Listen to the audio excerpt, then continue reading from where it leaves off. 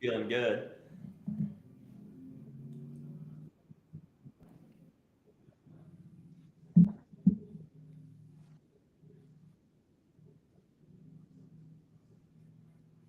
Hmm. But is that how it is now?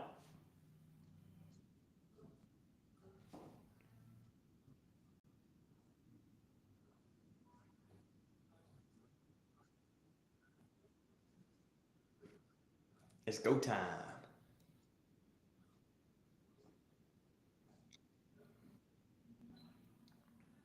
I hear you there. Yeah, I'm the same way actually. It's only been recently that I've been able to like go back to sleep. Um, but I feel like now we just do more, so the cost of being awake is higher. So like, so like I need more of this sleep so I can be awake better later.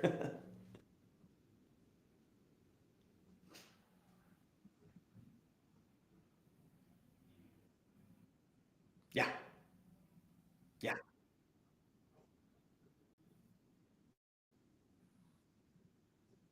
Yeah, yeah. Yeah, I feel like a lot of people realize that eventually and they're like, oh man, if I just got like extra 2 hours, I'd be a dream to be around.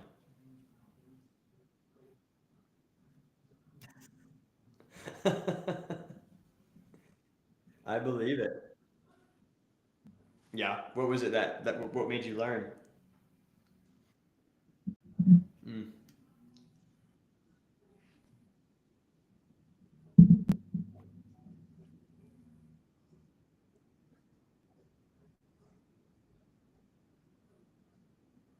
hmm. Oh, you just got called out. Sure.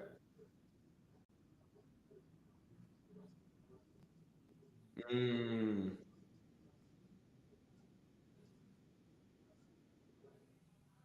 right, right. Just like mellow and melancholy. Yeah, for sure. That makes sense. That makes sense. Hey, you figured it out? Yeah,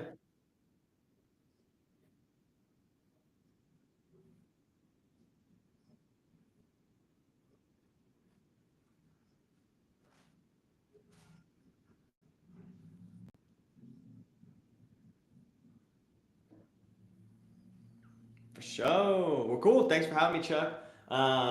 This is sort of part two of what we've been working on here.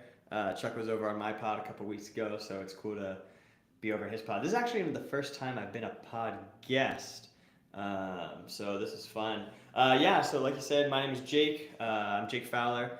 Um, I've known Chuck for about 10 years. I'm a personal trainer and nutrition coach. Specifically, I'm also a corrective exercise specialist. And as of recently, I'm actually a little bit of an athlete. So, yeah, I'm sure we'll talk all about that sort of thing. Well, I guess just to jump right into it. So, the Saturday that we did our pod was actually a week before I had competed in the Arnold Classic here in Columbus, Ohio.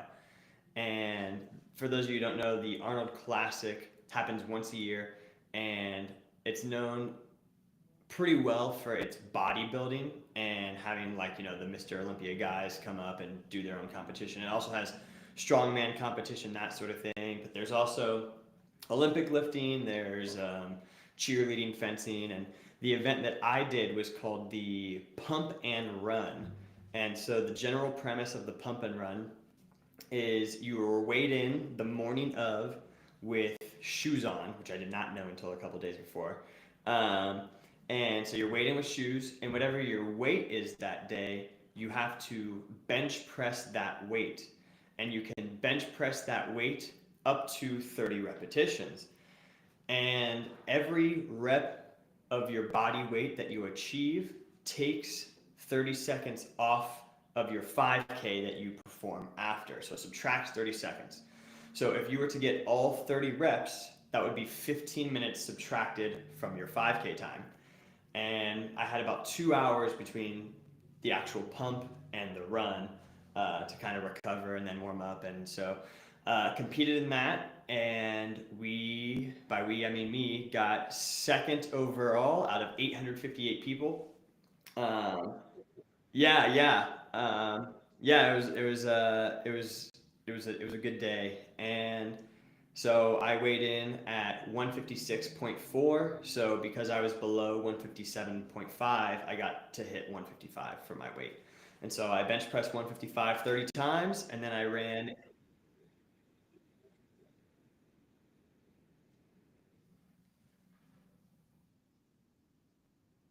Yeah, yeah.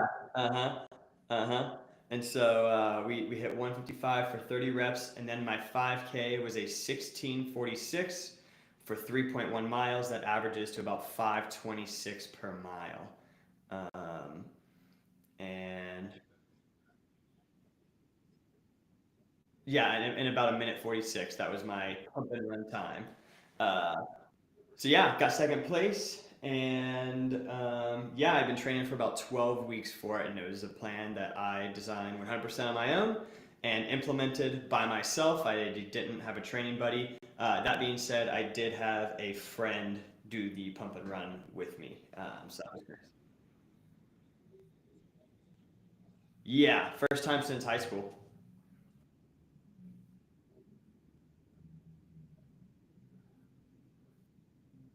Yeah, yeah, yeah, yeah. I competed. I did cross country and track in high school.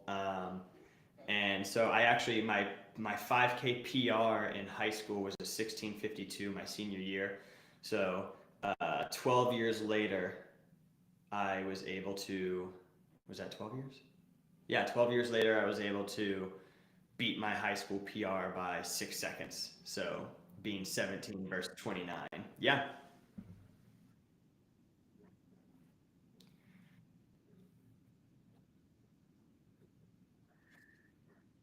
Yeah, well, part of that was just because I think I'm a little bit mentally tougher, so willing to push myself a little bit more. Uh, and yeah, I'd say actually that was the main thing. Just a little bit mentally tougher than I used to be, and I guess I was putting some pressure on myself to do well to help my personal training endeavors and my own business do well. So I was using it as a way to demonstrate my ability, um, and it worked out. So exactly, exactly.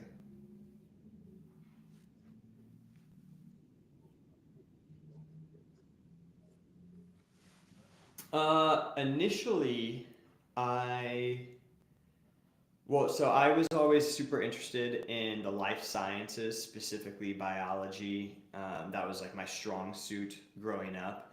I just always found it to be naturally captivating. I didn't have to force myself to pay attention in class or anything like that. It was like something I was wanting to consume on my own, and I liked the truths that it spoke to, just in terms of learning how our bodies function all the way down to a cellular level.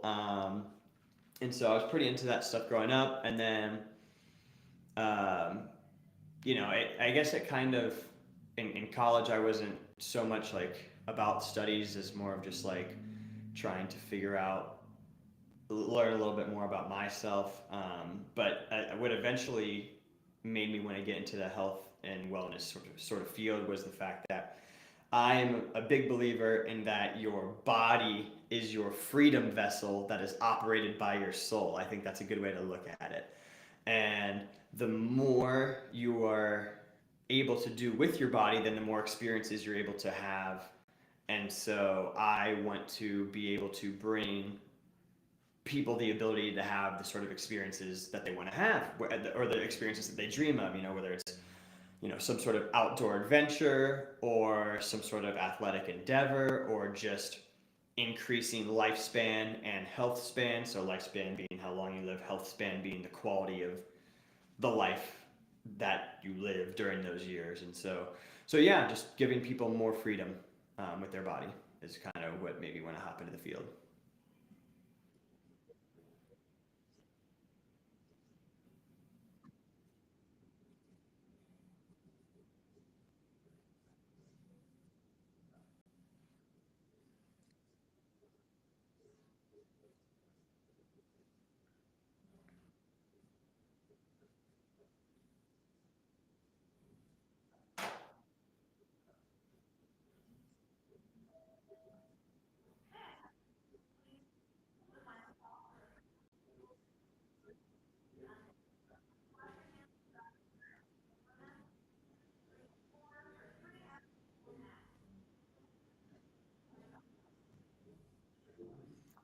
Yeah,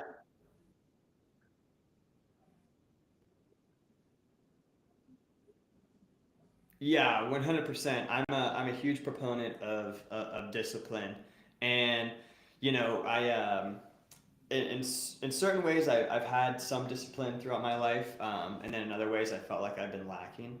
And when I really kind of had a come to Jesus moment with myself about 5 6 years ago, um, I was concerned that I was going from too much party. I'm like, well, I don't want to swing too far to the other side and be too disciplined. Um, but then you realize you realize how insufficient you actually are, and you're like, oh my gosh, I could spend my entire life getting better, and there's no such thing as a perfect human. And so I ended up swinging way over because there's actually no limit to how much better you can get. I mean, there is a limit, but you'll never figure it out. So yeah, you can try. Exactly. Exactly.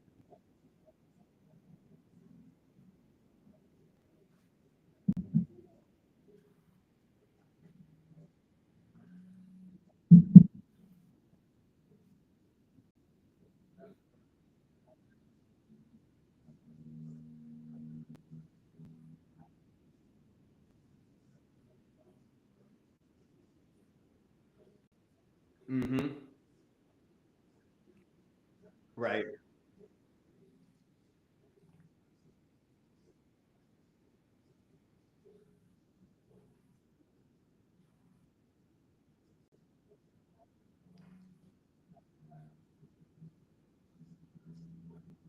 Mm.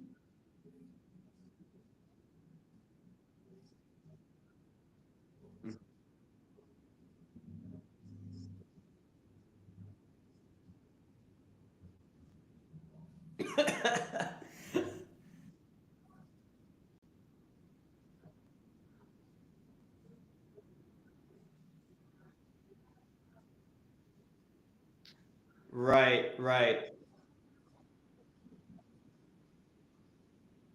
Well, sure. Well,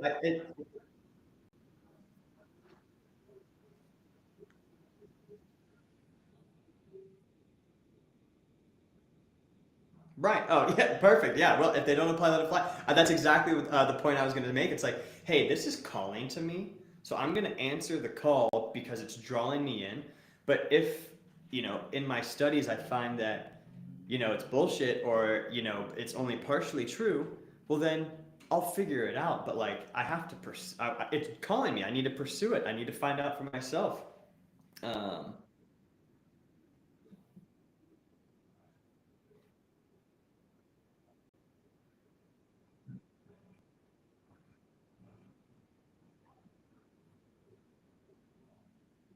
right.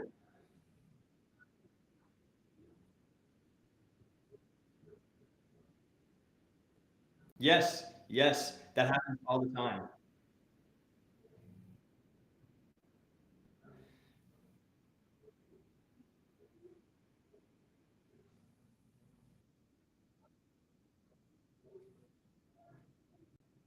Right.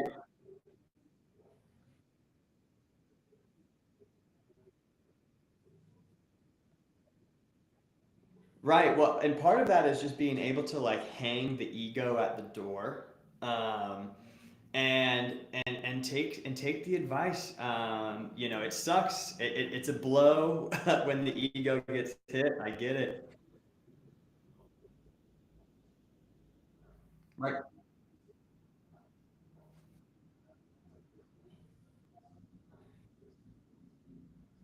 Yes. Yes. Yes, yes, exactly. And the nice thing about what you just said is like that's a skill set that you can get better at. You can get better at not being as egotistical. um, yeah, yeah, 100%. Which can hurt. It can definitely hurt. But if it's not serving you, then let it die.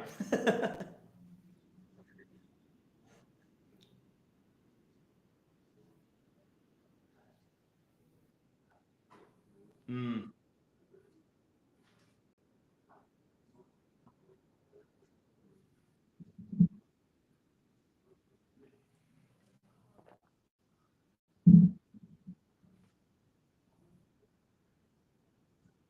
Yes, exactly.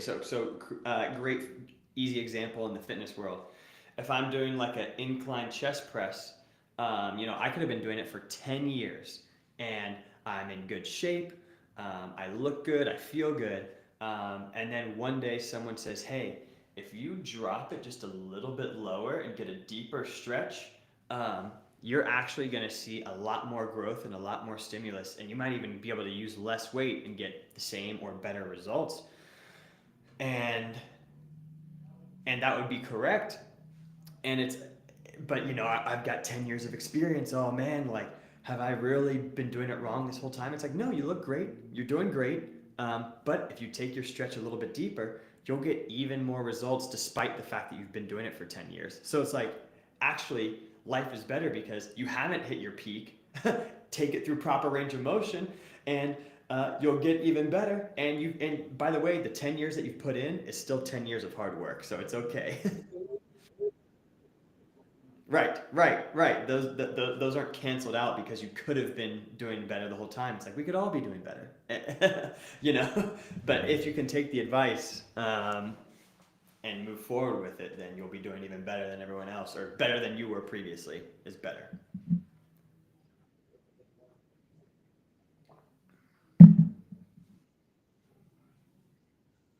Right,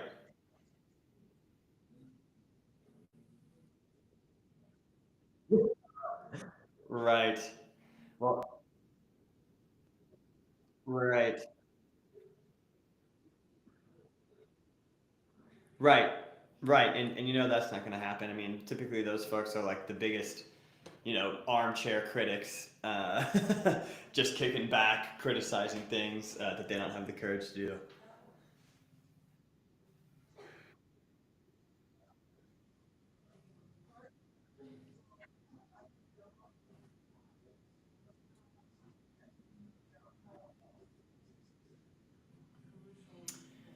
Um, I mean, not to beat a dead horse, but it's kind of what we were talking about.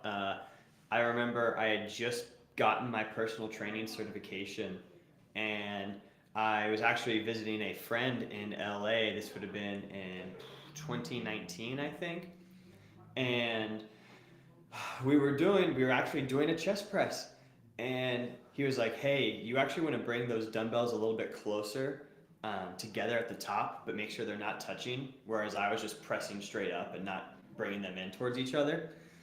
And I remember being so embarrassed because I'm like, oh my god, I'm a certified trainer and my buddy knows more about this exercise than I do.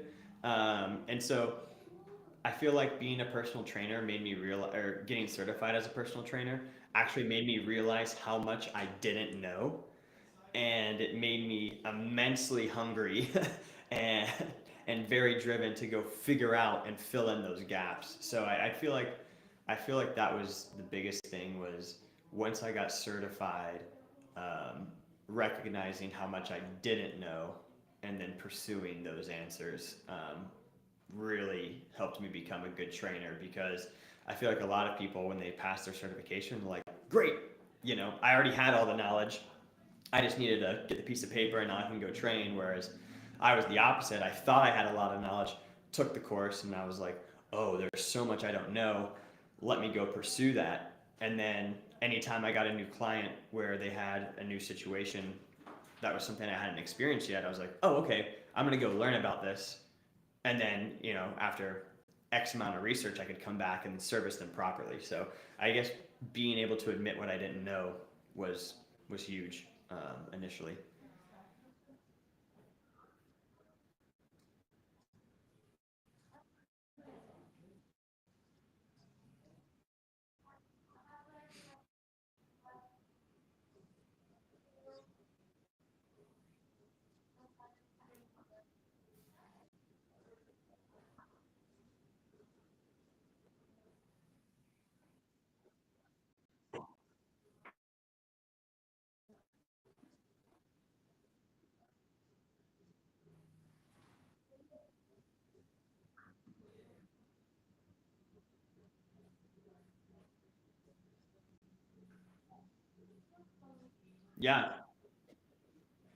Yeah, yeah, 100%. And when I first started training people, it was actually my sophomore year at OU in 2014.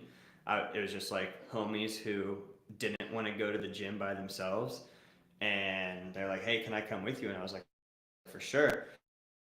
And that helped me build up confidence initially because, in general, like even though I wasn't certified, like I'd been working out for a long time, and they just needed to move. And so like I would just show them what I was doing and then I could help them a little bit with their form. And then they're like, wow, I'm seeing results. I'm like, well, yeah, you're coming with me 3 times a week and you're doing more than you used to. So that's it. That's like, as simply put, that's all you have to do is just more than you have been doing. Um, like I'm sure if you're working on a song or trying to work out like some sort of lyric, like you put some time into it and you workshop different schemes. Okay, does it flow this way? No. Okay, do I switch the words around? No. And you put some time into it, and then maybe you're just thinking about it, or maybe it just comes to you. But you got to put in some time, more than you were, and then you'll figure it out.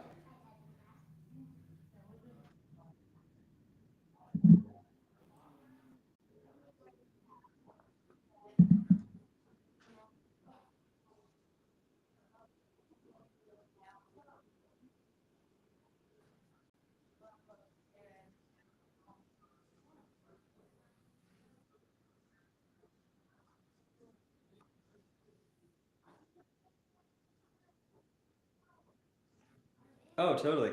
Well, like, and I'm no musical artist, but I used to write lyrics back in the day, and I remember I would write stuff down, and then when I would try and say it, I'm like, oh, shoot, that looks better on paper. I got to figure out how to actually say this with a flow that I'm thinking about. And it actually gave me a huge appreciation for songwriting because you could spend like 30 minutes on one line and want to like rip the paper up.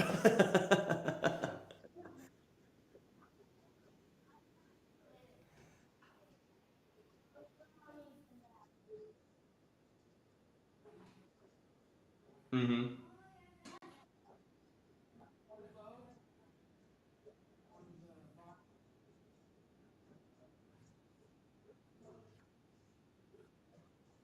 Right, right.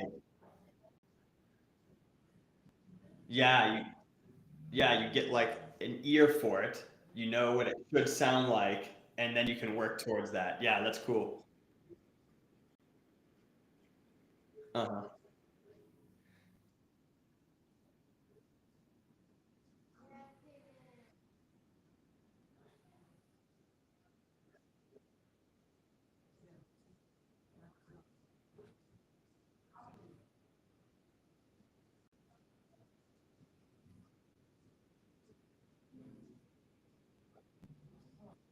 Yes.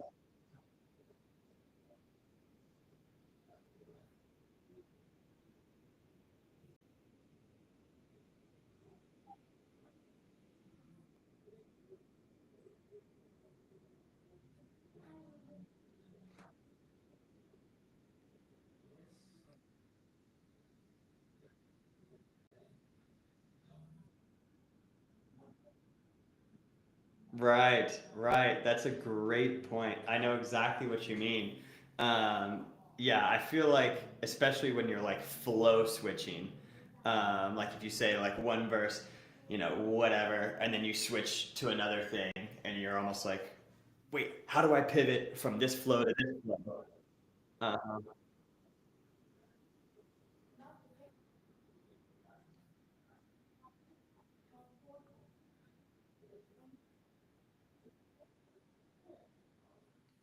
oh yeah, oh yeah. Even if it's like I know this rhymes, so why?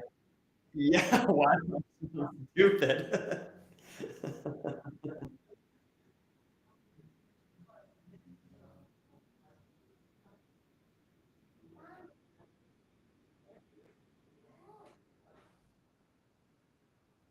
Mm, uh-huh.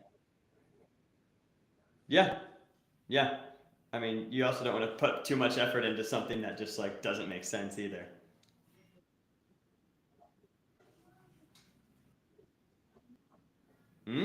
That's a long time.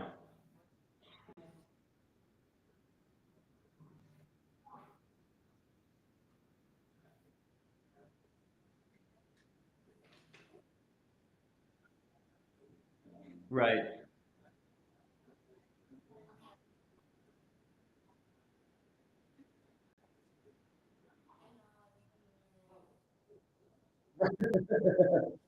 Damn it. I'm gonna get there.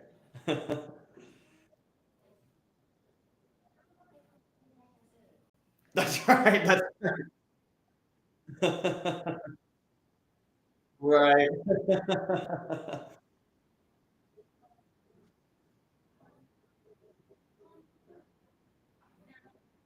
Dude, for sure. I used to do that with video games when I was a kid. Like if I would get like stuck on a level and oh, dude.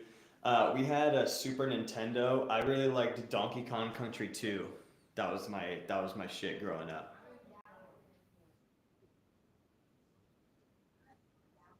Yeah, the Super Nintendo was cool. My parents bought it before I was born, and that was like a huh? No, no. They bought it for them, and I think we had that, and then eventually I got a. I was always like the kid to get the gaming system last, so like I had a Super Nintendo until I was like 10, and then we got like a PlayStation, and then I think eventually I got an Xbox 360 in high school after everyone had already got one. But yeah, Donkey Kong Country 2. If you know, you know. Actually, um, shoot, the on Drake's album. If you're reading this, it's too late. His song Six God. The sample is from a level in Donkey Kong Country 2. Dead ass. Yes, yes. In the level, you're being chased by like this floating ghost skeleton on like a roller coaster ride, and it's terrifying. It used to scare the shit out of me as a kid.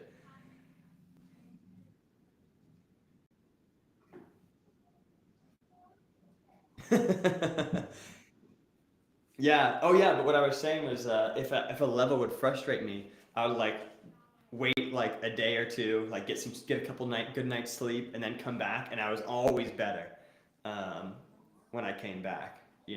Just a little fresh. You committed everything to memory. Your skill set's a little bit better, and then you come back, boom, attack it. I'm getting all the bananas.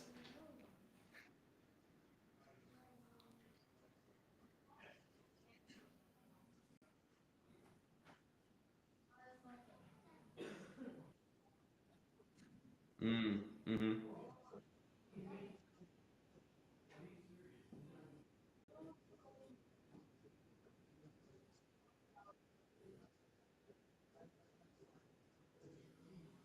Are you supposed to be tense?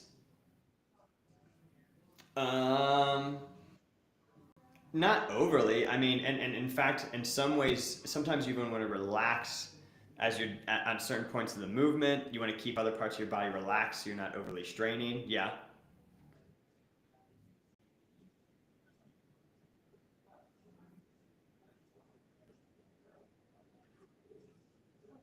Mm.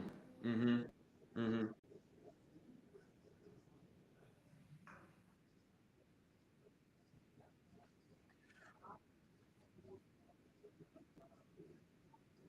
Right. That's a good point. I do.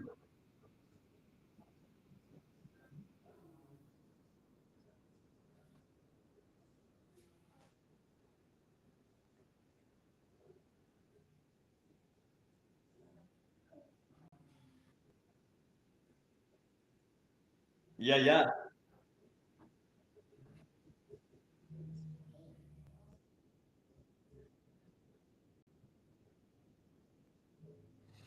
Relax.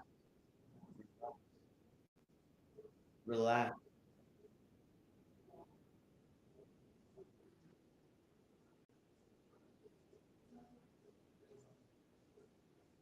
And being angry. Like like I'm getting mad at the TV like a dumbass. But well, I think your point about it relating to exercise is perfect. So like if I am trying to hit 10 reps of something and on the eighth rep I'm able to do it, but it's really hard, and then the ninth rep I start arching my back and it's getting really challenging. I'm like using other parts of my body to like force it up. That's how you injure yourself. Is when you go past failure and start using poor form and recruiting other muscles. I mean that's injury city all day. So yeah, that analogy works well.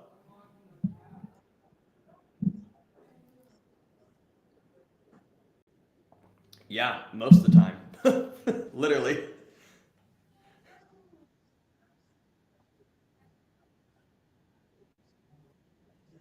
Yep, 100%.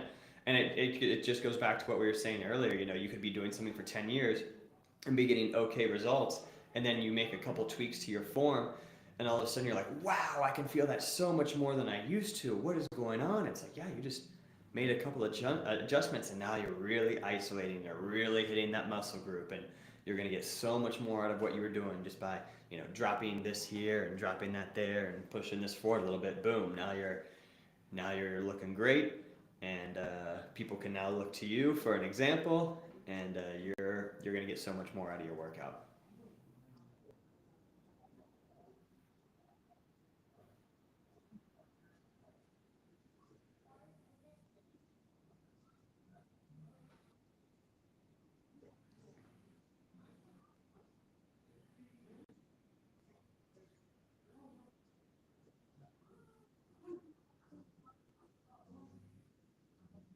Oh, totally.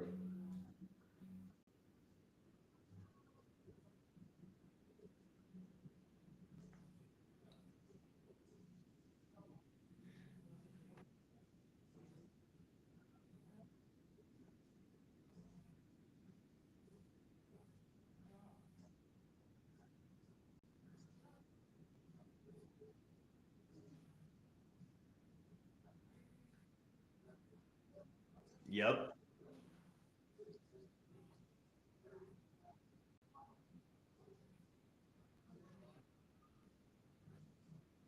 Mm-hmm.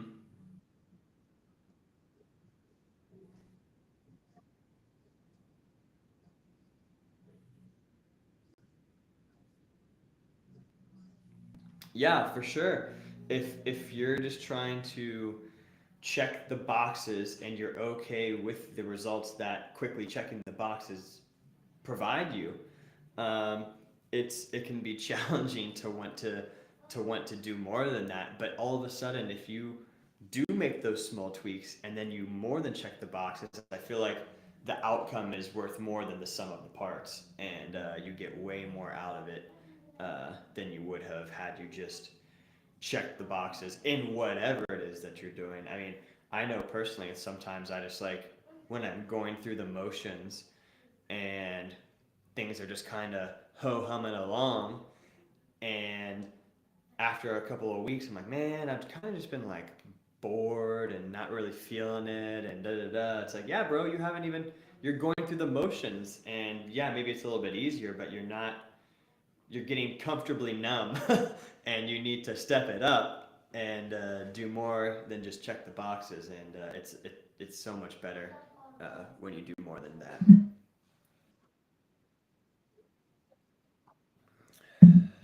Um, I Because it happens to the best of us. I'm guilty of getting complacent.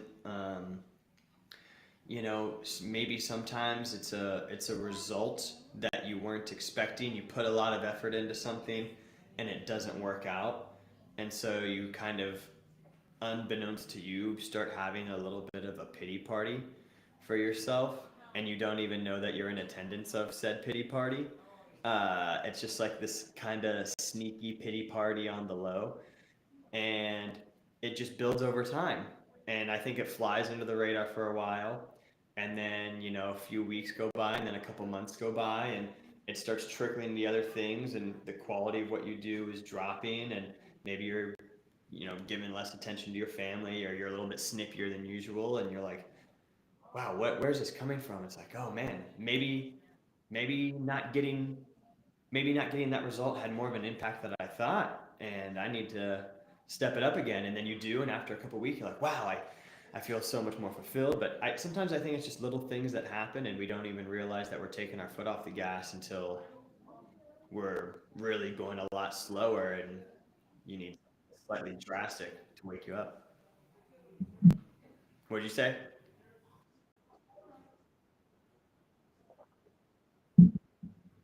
Right, right, exactly. And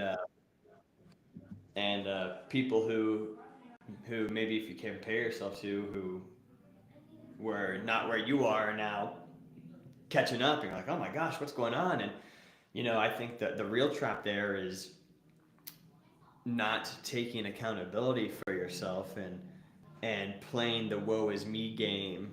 um, and maybe whatever lackluster result you got from the event that started to make you complacent, maybe it was deservedly so, maybe not, but you have to treat them both like the same. It's like, maybe I did deserve this outcome, but it didn't happen, and or maybe I didn't deserve the outcome and it didn't happen. Regardless of whether you deserved it or not, you can't let it negatively impact you.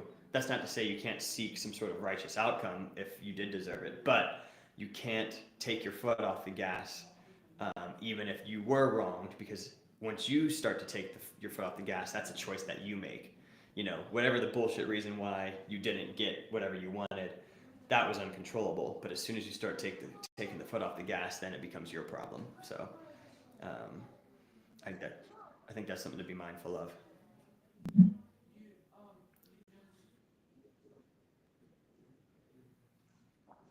One of my funniest training stories. Oh man, that's a good question. I've never been asked that before.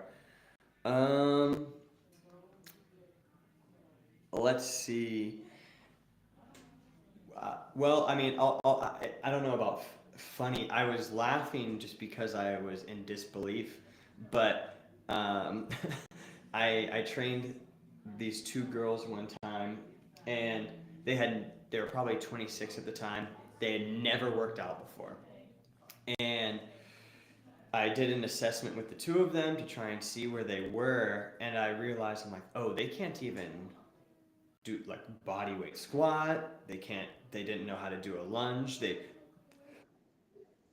No, they couldn't do a body weight squat really. Like, they didn't know how to position their feet. Just, there's this term that personal trainers learn called proprioception, which just means self-awareness of the body in space.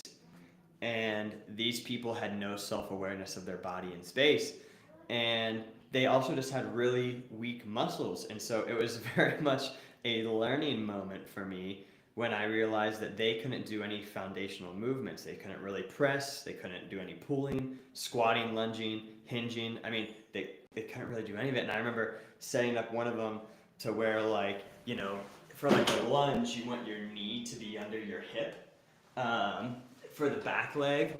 And I like had to situate them, and I was like, okay, now just push up and come out of this little lunge.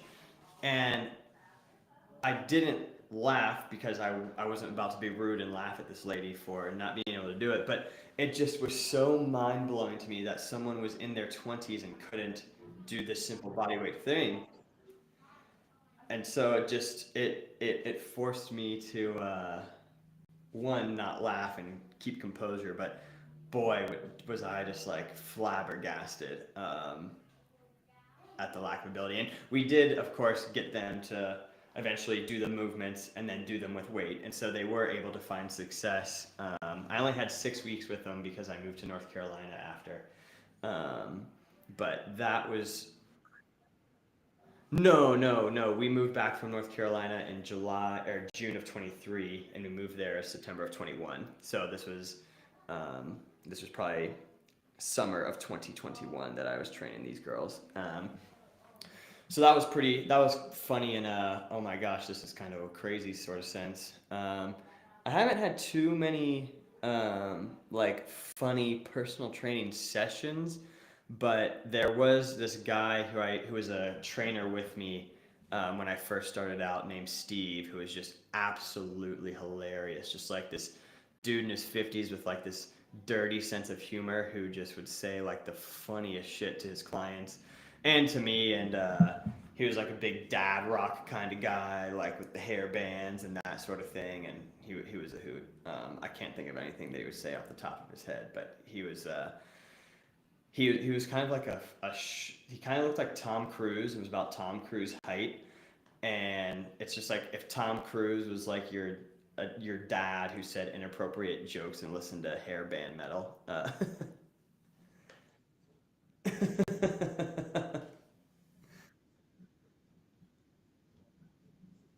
Right. Bro, I think Tom Cruise is 60 something. I'm dead ass. I'm gonna look it up. Dude, Tom Hanks has got to be like 70. Tom Cruise, I swear to God, I'm gonna Google it right now. 62. 62. He's a legend, bro.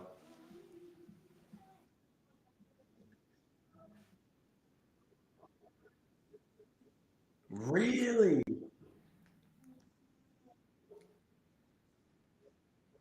Yeah, geez, that's crazy. Wild. Yeah, he's got to be like 49 if I had to take a guess. Shut up. Yeah,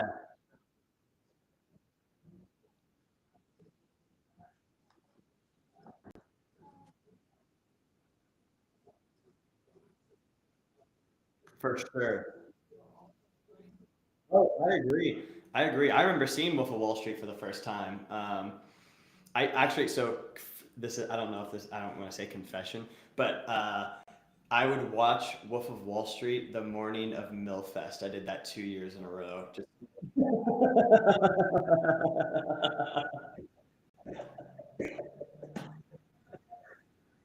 dude, I had to get hyped up. I'm like, bro, we're watching this shit. Bro, it would, and they're just like getting fucked up the whole time in that movie.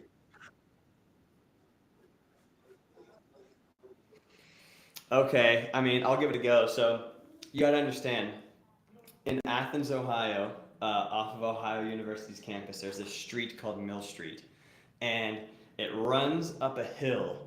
And for the most part, there's a lot of Greek life on Mill Street, and with some non-Greek life thrown in there. But every spring, there's what is known as fest season. And for about 6 weeks, because Mom's Weekend is in there, and then there's Numbers Fest. There's a lot in there. High Fest. Yeah, so there's Mill Iron, Mill Fest, there's Palmer, and there's the Palmer Street or Palmer Square, and then Palmer. Yes, yes, dude, I know. It's spring, bro. It's probably fest season right now. They're probably going out on Friday. Um, I know. Oh, it's incredible.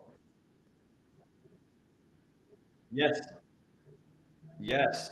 And so it was basically like 3 weekends of these like block parties, and then it was like Mom's Weekend, and then you had something else, and then there was Numbers Fest, and so they would have like, like Wiz Khalifa or Schoolboy Q or whoever the artist of the year was, with like a bunch of, you know, other artists. But Millfest kicked it off, and it was on the main street where all the Greek life was, and every year it was like the movie Project X. If you haven't seen Project X, just go watch the trailer. It was like that, but every single house on the street, bro, for 6 weeks straight, and it all kicked off with Millfest. And so, if you watch the pod or listen to the pod that Chuck and I did last time, you'll know that Chuck just came over one day randomly, and that house that we lived at was on Mill Street. It was at the corner of Mill and College, right at the top of the hill, and at the tippy top. And it was just wiling out. I mean, we had 3 apartments in the house that would just be, people would be spilling out. We had people in our parking lot that would just be jam packed. I mean, I've got photos of it all. People spilling out on the hill, and then every single house was like that, and it was just debauchery from 9 a.m., 10 a.m. until like 5 p.m., and then it would all go to Court Street on the bars, and so it was just like 5, 7 hours of block party shenanigans followed by it. Oh,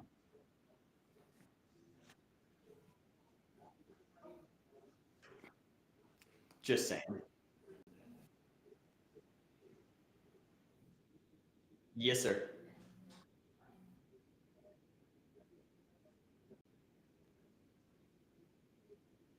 Didn't I know it?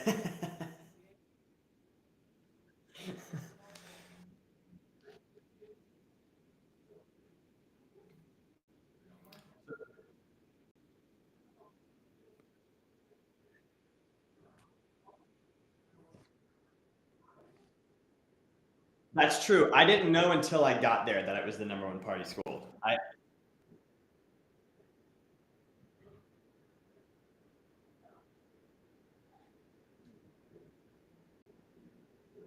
Mhm. Dude,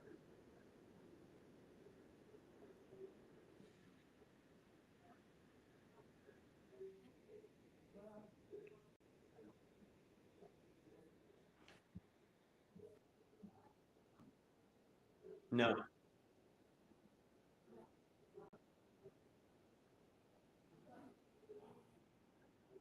Yeah,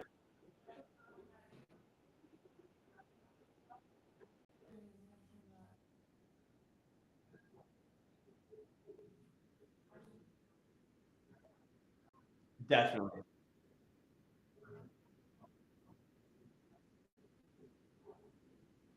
Yeah.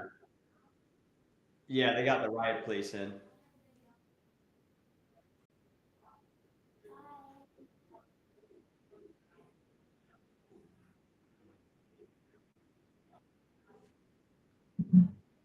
Yes.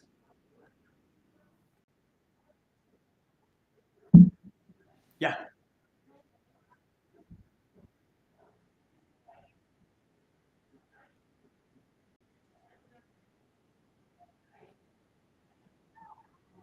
It's fact.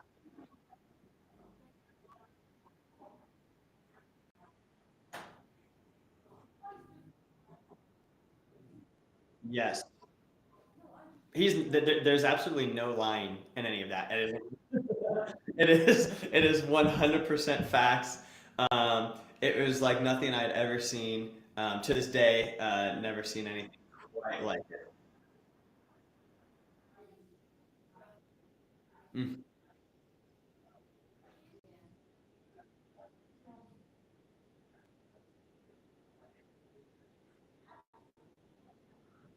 No, not even close.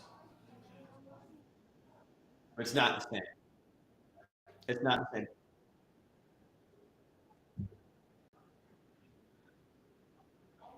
Right. Not only that, but like you would wake up at like whatever, 7 a.m. You'd set an alarm like for Saturday morning. You're getting up, it's like 6:37. It's like Christmas, and there's this palpable feeling in the air for the entire campus. I can't even explain it, but you wake up. And you know, oh, it's like it's Christmas, and everyone is on the exact same page. And hey, it's 6:30 in the morning. I'm gonna be lit AF in about 45 minutes, and everyone is on the exact same page. And as insane as that sounds, and as unsustainable as that is, um, it was just absolute magic for the time. I have no regrets.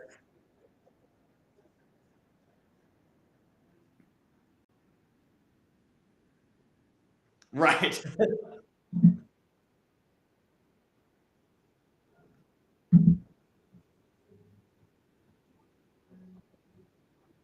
Yes.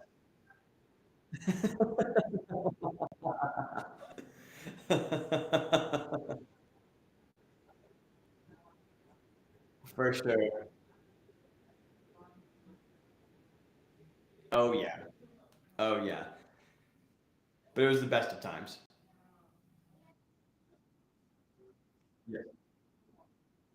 Oh God, I know. Well, especially if it's been going on for 3 days and then the hangover hits and you're just like, yeah.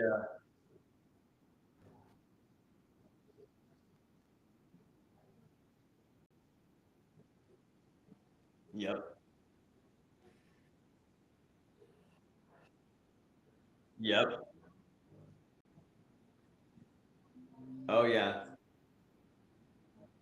Oh no, definitely not, bro. And there's a couple of fests where like, and you'll think this is funny because there'd be the different BP shift workers that would come over to the house when they got off, and it was like, oh, you got the morning BP guy here now, you got the evening BP guy here now.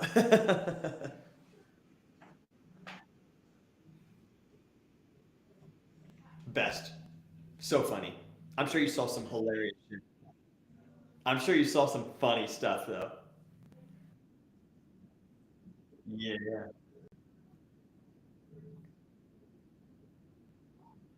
Right.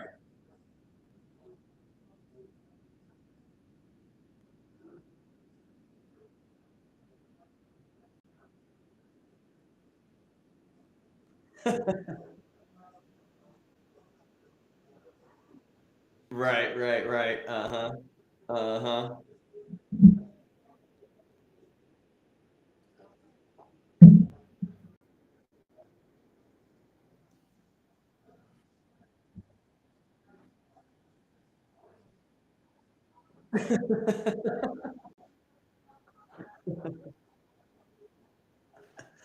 Or I'm sure people coming in like, yo, bro, you trying to smoke?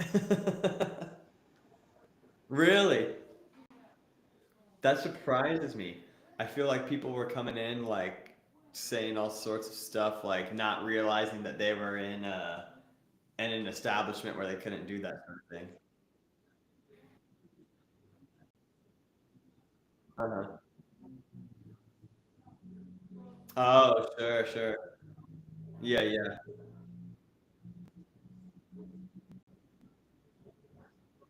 I'm sure I did.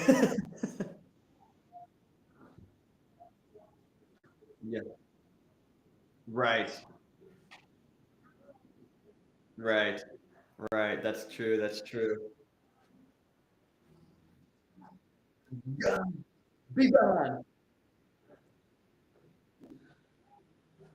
I don't need this right now. Oh, no doubt. No doubt. Literally anything. Literally. Oh, it was awesome. It was awesome. So convenient. Everyone was chill for the most part that worked there. Um, yeah. I swear though. Yeah. I'm trying to think. I think because our buddy Eli, he would drink warm Keystone, and a 30 rack of Keystone was 14.99. Yeah, 14.99. I'm trying to. Were papers like the like Swishers or White Owls? Those were like 99 cents. Yeah, I remember that. I would, and then I think I would also get like some Cobras.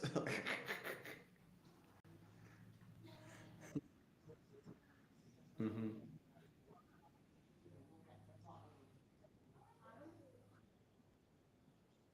Oh, dude, I was driving behind a Four Loco truck today.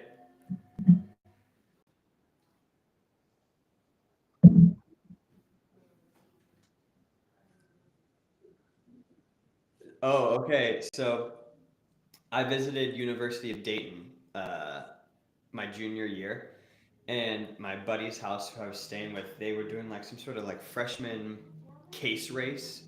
And to start off the case race, they had these two freshmen shotgun a Four Loco. Um, and Chuck, I shit you not, I saw the one kid finish the Four Loco from a shotgun in less than 3 seconds, just like go, go, go, go, done, and just threw the, it. I couldn't believe it. It was the most disgusting thing I'd ever seen, but I was also just like in awe because wow, I didn't even know that was a thing that people could do.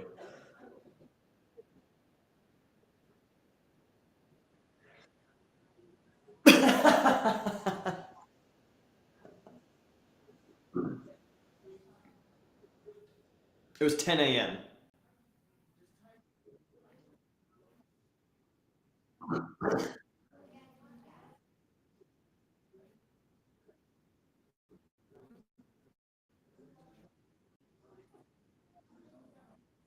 Hmm.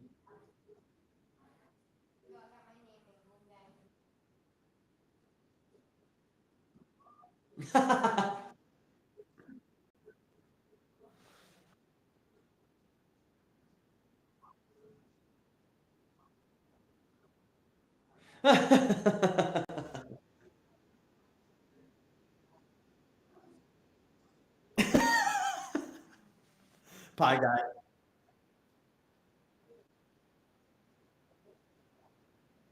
That's next level.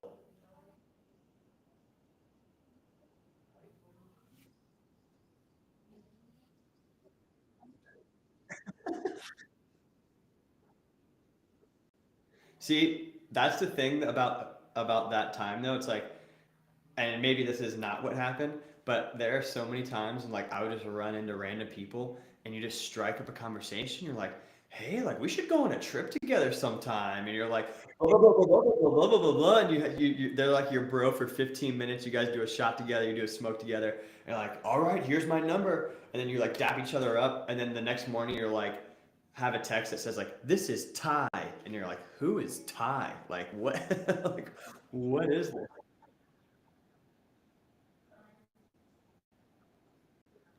Yes, literally.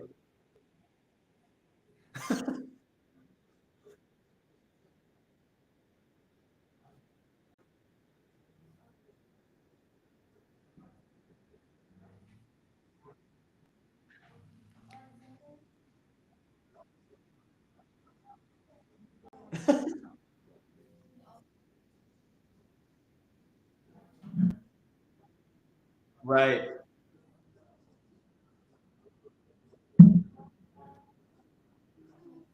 right,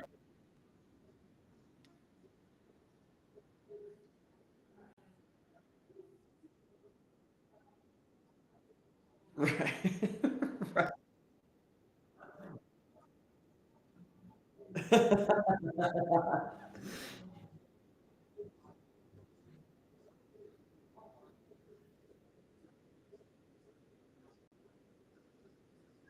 Yeah. Oh, fair enough.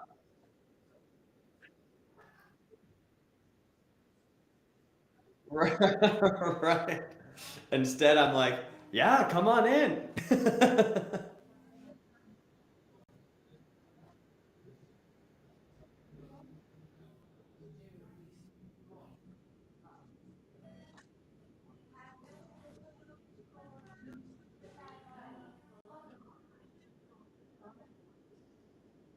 For sure.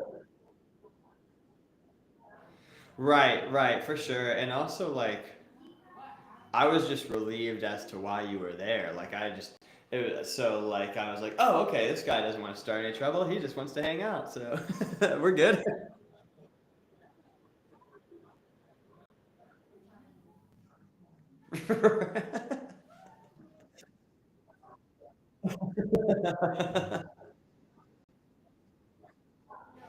Yeah, I wish I could say that something like that even crossed my mind, but I was like, oh, thank God, this isn't even a problem. Yeah, bro, come on in.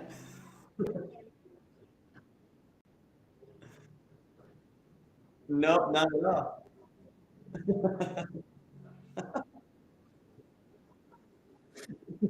Yeah, very true, very true. But no people that look so good just chilling in the grass. Yeah, right.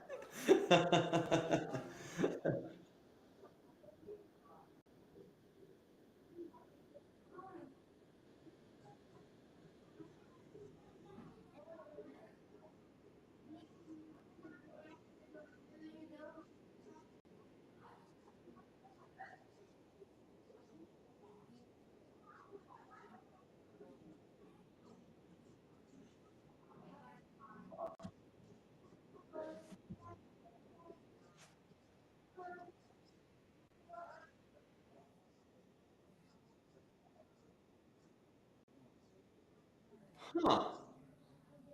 Yeah, that's a little strange. I can't say that that was my experience.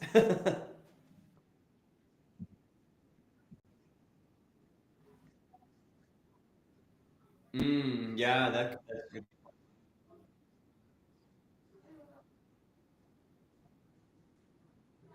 Oh yeah. Oh yeah, dude. We so because my junior year, Millhouse was or Mill Street, Mill Fest was crazy at the house. Senior year, it was still pretty crazy, but not nearly as crazy as it was junior year. And then my fifth year, after you had graduated, it was like a bust. And it wasn't even like, yeah, dude, like I would say like 10% of what it had been my junior year.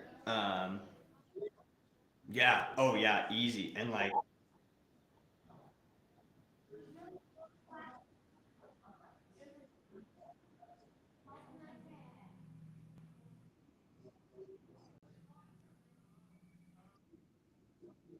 they did.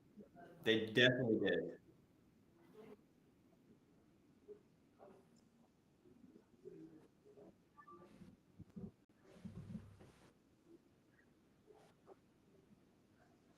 Yes, 100%. Yeah. Yep. Pretty much. Um, and yeah, and so and also like by the time it was my fifth year, I was like we got a keg and we had people over and it was like still pretty fun. Like we still had a good time, but it just wasn't as big. And also like it was my third year being at that house and my fifth overall Mill Fest, and I was like, all right, I'm good. It's not new anymore. And also it's like starting to get sad like being here the fifth year, um, it just wasn't as fun.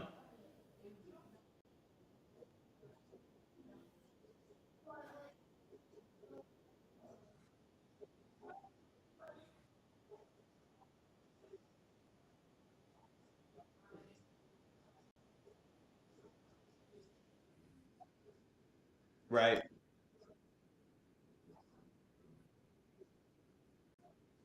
Mm-hmm.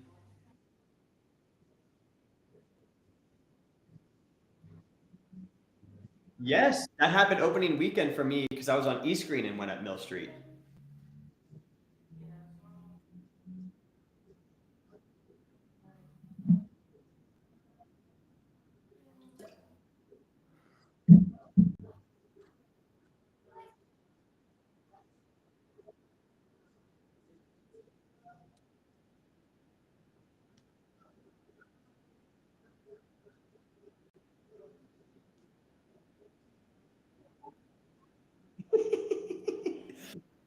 So we're the problem.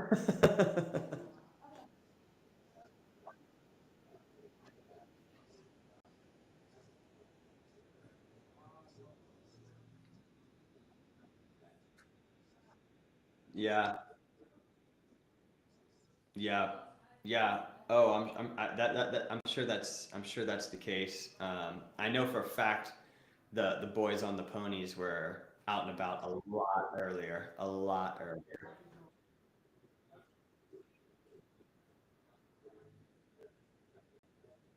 Right.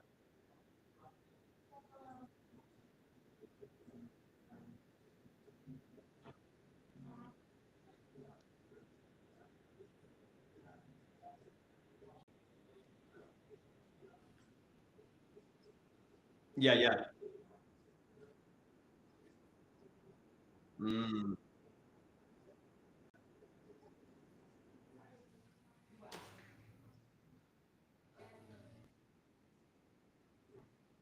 yeah, yeah. I mean, it got pretty lame. I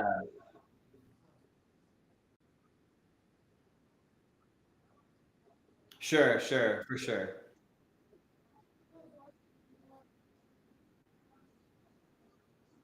Yeah. Exactly. Exactly. Oh, that's so funny. Yeah, yeah. Give it till 7. Give everyone an hour to chill, and then they're gonna be out in bars anyway. It's fine. It's fine.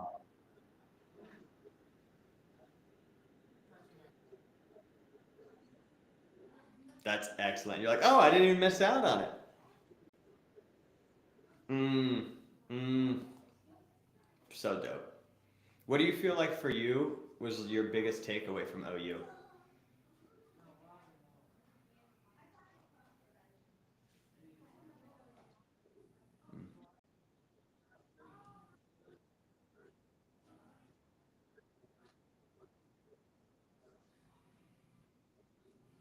I know what you're saying. I don't know what to say, but I know what you're saying.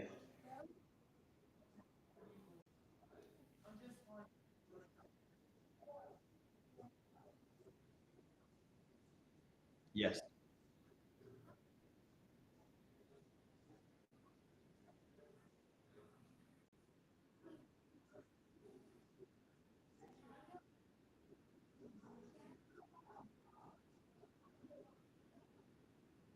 Mm,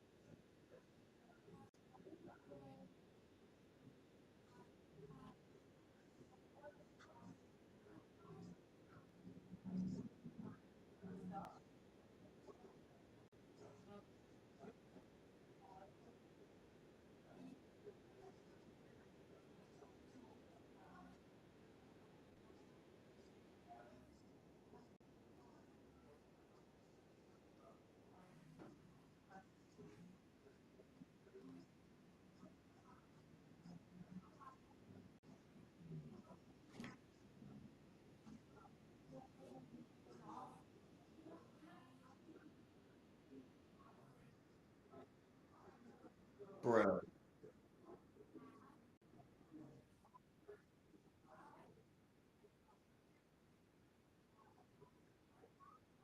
Mm,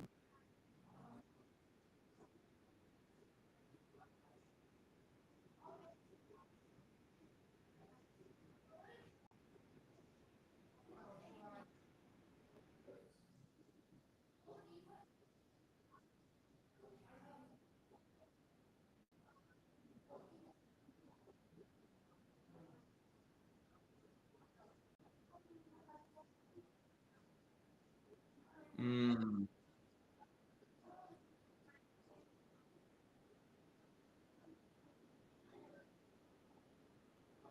mm.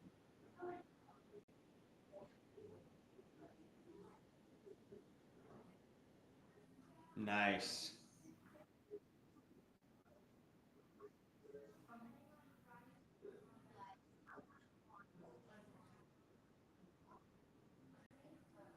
Wow. Nice. I uh I relate a lot to what you just said, especially that second one of not even being aware of certain things that you should be aware of or even questioning why they happened. Um, Personally, I had committed to being like Mr. I'm generally happy go lucky, so like don't get that twisted. That's totally me. However, I had committed to being that guy. Yes, and staying in that no matter what happened. And it's like, oh, X happened, not a big deal, blah blah blah.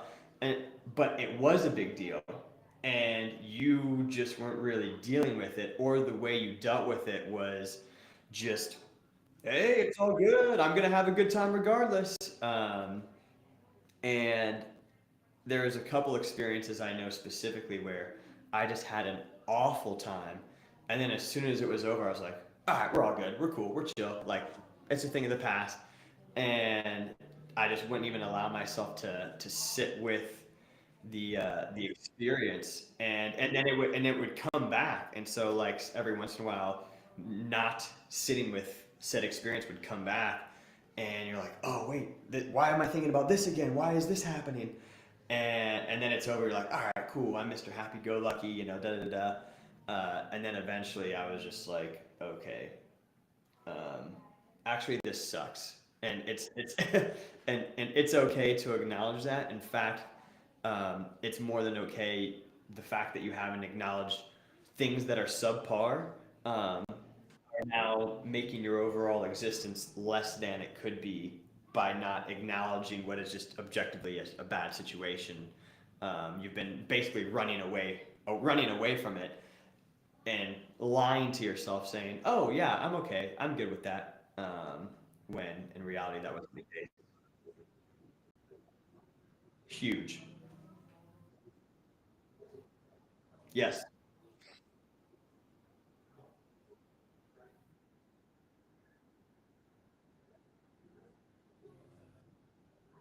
Yes.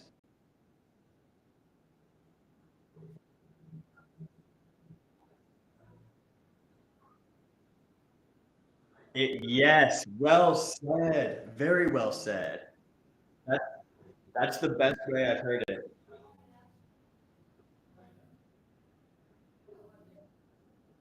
Right.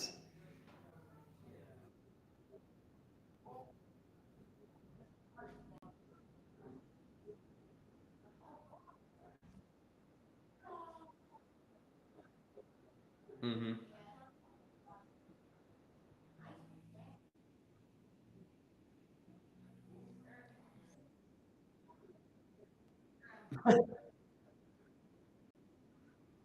Yeah.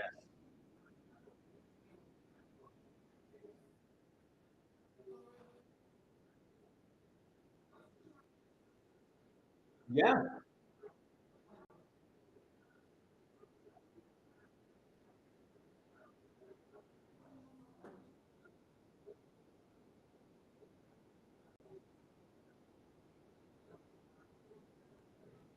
Yeah. Yes.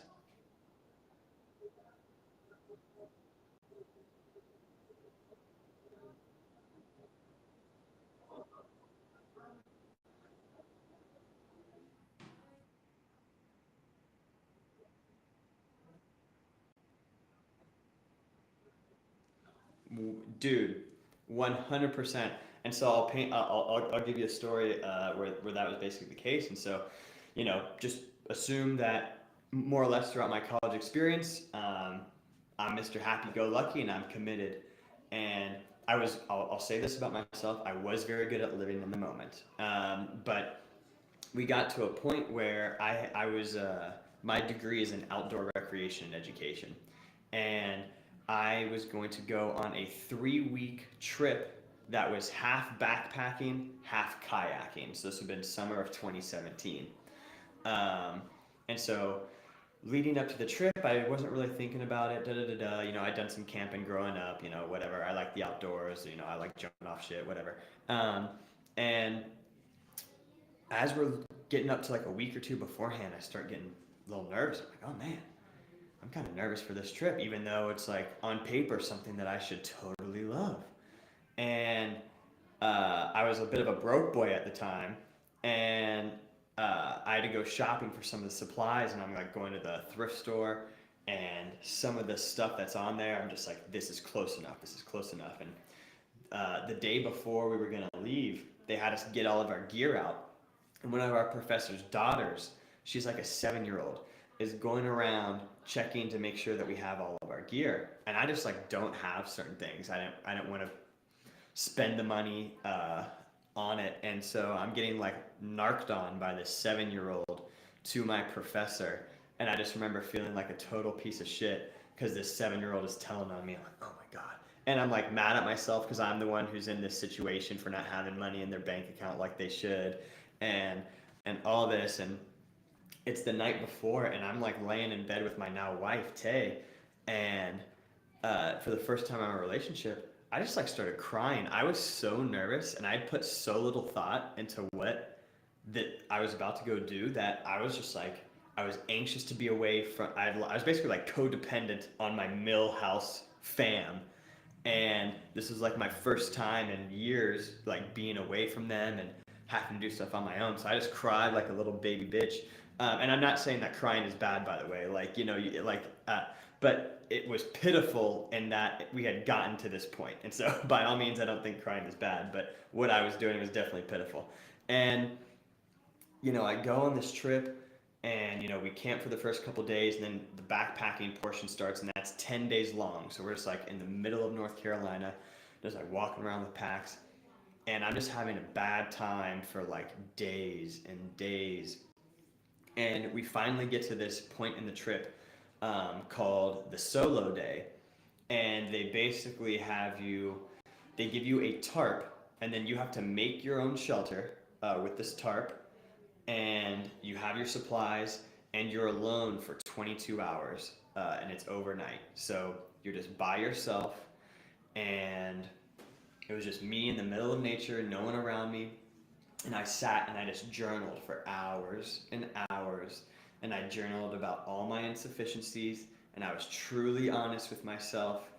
And I went to sleep, and I woke up the next day, and all my anxiety about the trip was gone. All these things that I hadn't been admitted to myself were now out, and I was aware of them, and I was honest with myself, and I knew what I needed to do to move forward and address these insufficiencies. And the rest of the trip was an absolute blast. I enjoyed the rest of the backpacking. We camped a couple of days, and then I enjoyed the 9-10 days we did of kayaking. And I was able to come home, and because I goofed around so much, the starting semester of my 5th year, I had to take 20 credit hours if I wanted to graduate after my 5th year. So I had the most schooling I ever had to do in one semester, and it ended up being the best I had done in school. But it all goes back to this solo day where I just sat with myself for 22 hours and was able to, like you said, have some peace and quiet and just spend some time with yourself. And whenever I think of days that changed my life, I always go back to that solo day where it's just me sitting in the woods, being honest with myself. And I attribute a lot of my success and personal growth to come from that day. And also something you said, which I greatly resonate with, where you said it took to your late 20s, going on 30, to where you felt like you had gotten the confidence from your experiences to actually realize how awesome you were and realize that you have accomplished a lot of things. Dude, that just started happening with me, to me within the past, I'd say, year or two, like year and a half. I've always been super hard on myself about what I've done or what I haven't done. But the past year and a half, I've really realized, dude, you've done a lot of dope shit. Not all of your life is like a movie, but you could cut it together and make a movie. And you have a lot to be proud of. And not even to say you have a beautiful wife and a beautiful baby girl, but just all this other cool dope shit that I've done, and more cool dope shit is still. I mean, the goal is to keep it that way, and so I really definitely relate to what you were saying there. But that's sort of little story about me getting my shit together.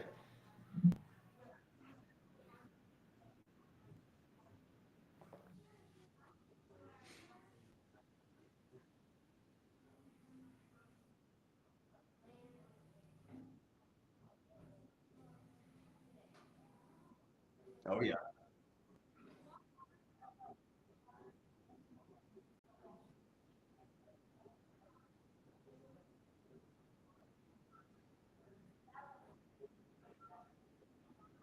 yeah, oh yeah,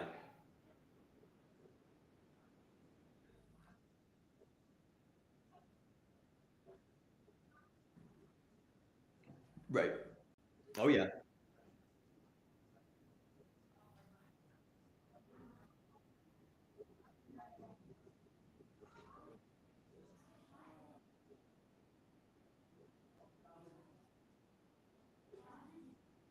Mm-hmm.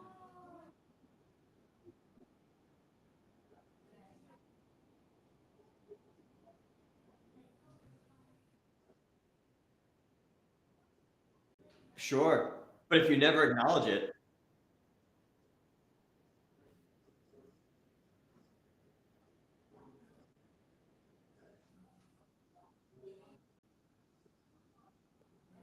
for sure, for sure. I tend to be a pretty agreeable person, and so sometimes, and I've gotten a lot better about it, but I'll catch myself just agreeing to stuff mid conversation, and then after I've agreed, I'm like, wait, you, I don't agree with that, but I've already, in a people pleasing sort of manner, accidentally lied, and then you either have to backtrack and say, wait, I actually don't agree with that. That's not what I meant. Or in my case, I've just learned to be patient and wait. So people, yeah, to have the idea be fleshed out, and then because I don't need to automatically say, oh yeah, oh to make them feel good. It's like no, just listen, think about what they said, and then engage and just engage honestly. And that has helped me a lot going forward. But it also it allows you to say, okay, do I like this? Do I not? Am I okay with how they're talking to me? What is it about them that's putting me off? Uh, uh-huh.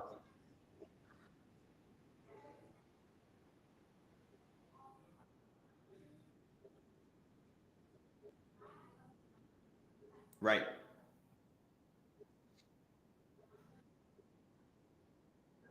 Right, right. Is it, bro, you're so right. It could be an ego thing where it's like I'm envious of maybe their accomplishments, the way they're presenting themselves, or whatever. And so in your head, you're like, douche. Uh, uh Right. That's right.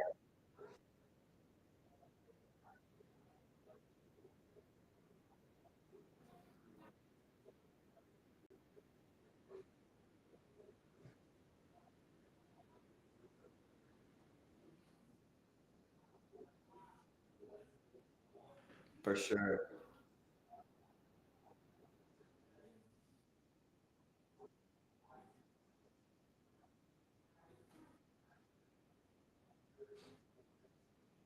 Right. Right. For sure. And honestly, it's always a relief when it's a me problem because I can just automatically stop doing the thing or fix it. It's like, oh, what a relief, it's me. When it's someone else who's the problem, you're like, oh shoot, this is actually like harder to deal with. But if it's you,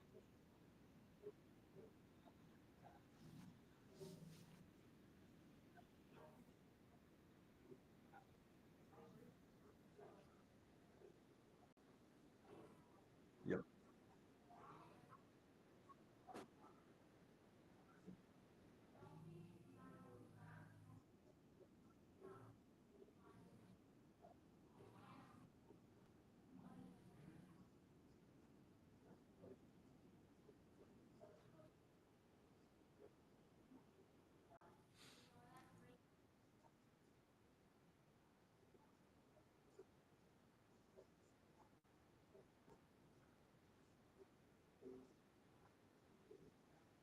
Right.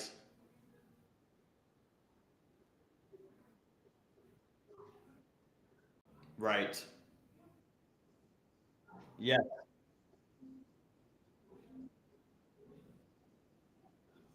Right. Right. Right. 100%. 100%.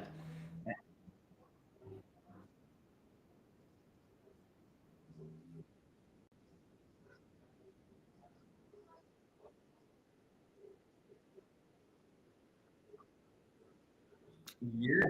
Dude. Yes, 100%. It's like do you remember the shitty K vodka, like the Kamchatka, like the gas station jugs? Bro.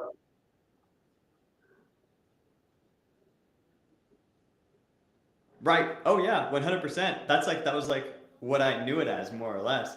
Um, but like, dude, Jake from the past could just do pulls from that. If you were to put that to my nose right now, I might gag. You know what I mean? Like 100%. Um, and so yeah, it, it smells rough. But if I so even my senior year, I saw some chick just pulling from the shitty K bottle, and I was like, wow, how did you do that? Knowing full well I had done that previously, but no judgment. I'm just like, how? Totally.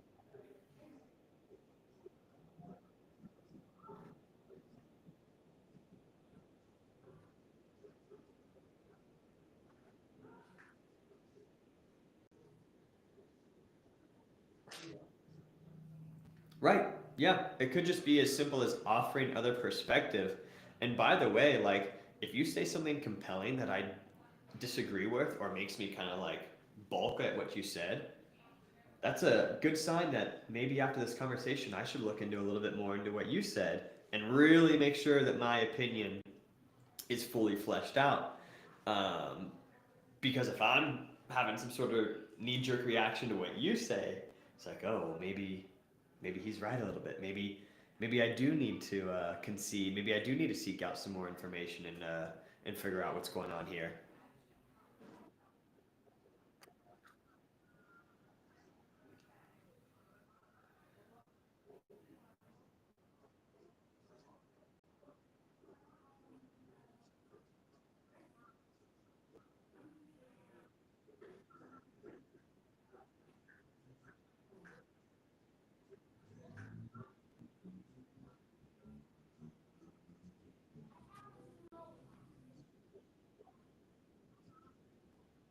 Right? Totally. Totally. Yeah, that's why like I don't know, I just like to hear different opinions on stuff, even if it's different from mine, because it just exposes it. It just you just get exposed to it. You can think about it and you can adjust, or it just reaffirms what you thought. And you're like, oh no, what I've been thinking makes sense. But I think you have to be able to keep an open mind and just take in information, and then also be discerning enough to sort it out and say, yes, this lines up with what I know, or no, this isn't really tracking. And I think what it is, Chuck, is I think we've dawned on some wisdom as we approach our early 30s here, and we're actually settling into our own a little bit, which is good.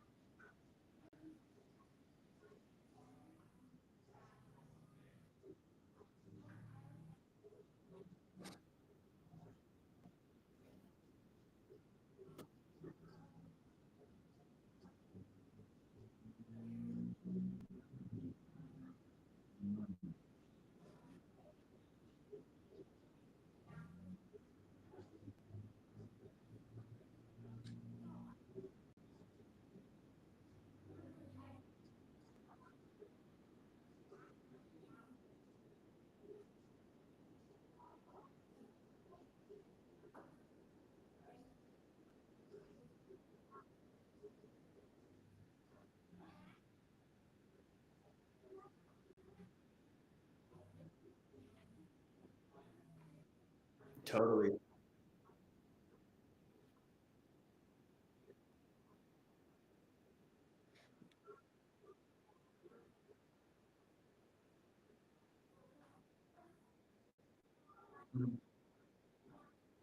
Mm-hmm. Right.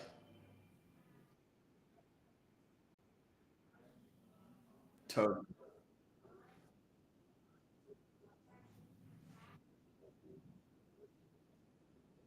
Oh yeah, your heart rate's gonna go up. You might get a little adrenaline up, like pupils might dilate a little bit. Like.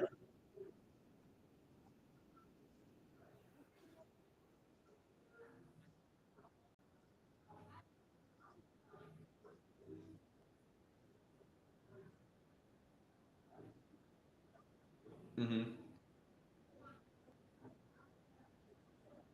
Yeah, 100%. For sure. Totally. Yeah.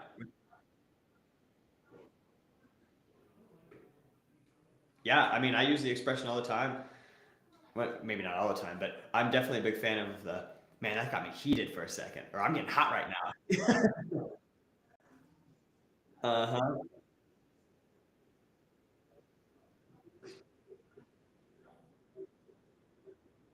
Yeah. Right. You're literally ready to respond. And I think that's just also a tough reality about like the age of information that we're in, where people can just open their phones and just have that emotional response, just random stuff, and all of a sudden they're just getting mad about things that they don't even know if are true. But I mean, scrolling through your phone can all of a sudden you're just like default flight or fight, and you're just taxing your adrenal system just by looking at your phone. Right.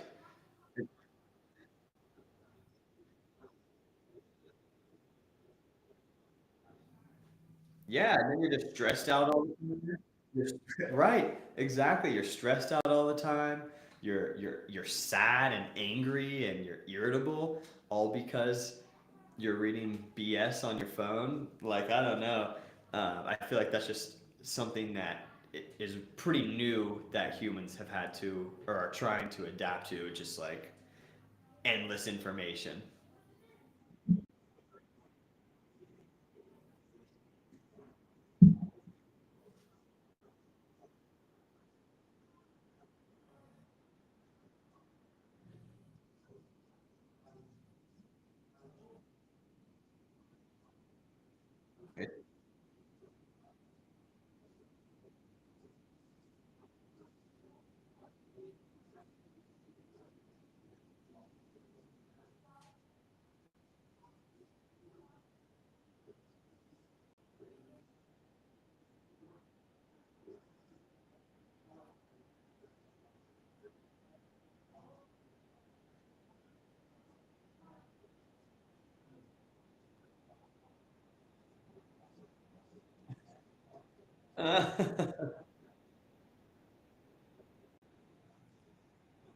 Totally.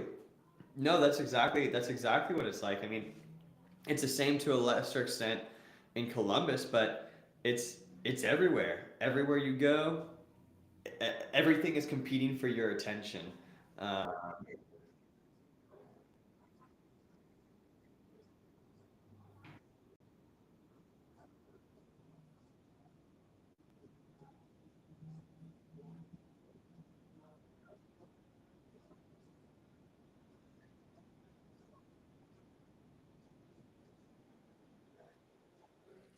bro, I'm pumping gas, and there's a little screen that's like it's crazy.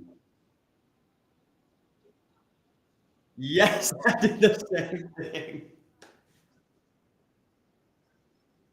It's so weird. It's so weird. I feel like I feel like we're not spending that alone time with ourselves. And I hate to overgeneralize, but I think I can say it. Generally speaking, people are not spending the alone time they need to with themselves to get their mind right.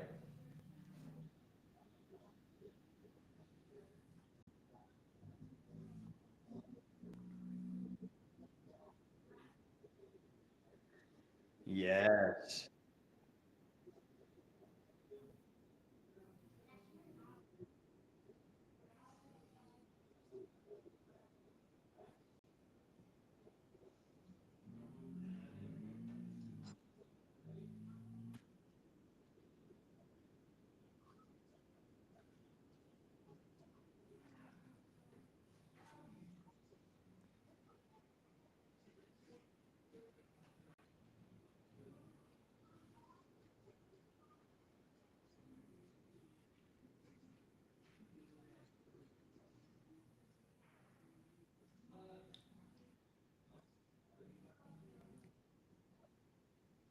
Right. Yeah.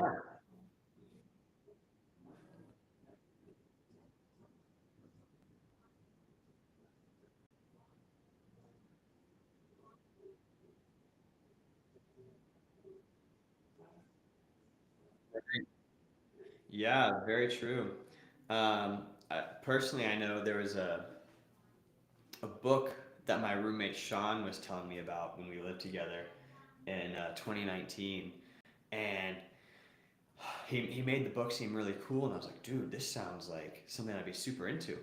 And so he ended up buying the book for me, and the book is called Becoming Supernatural by Dr. Joseph Campbell. And it's basically Joseph Campbell is a PhD scientist who uh, now currently studies brain waves while they're in meditation, and just like the different sort of brain waves that there are. And he leads meditation seminars and retreats and that sort of thing. And anyways, I read the book, and it's probably one of the the foundational books that has shaped me post college, because and it goes a lot into, or it pairs a lot, it pairs well with what we were talking about today, and just like how people, when bad things happen to them, or even if something bad doesn't happen to them, but they expect a certain outcome, and then they get caught in the loop of what to expect.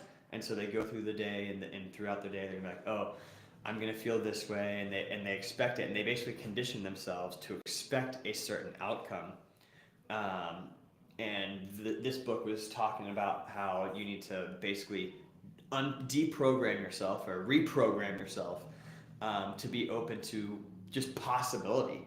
And there's meditations you can do for that, and a handful of things. Anyways, Becoming Supernatural, can't recommend the book enough.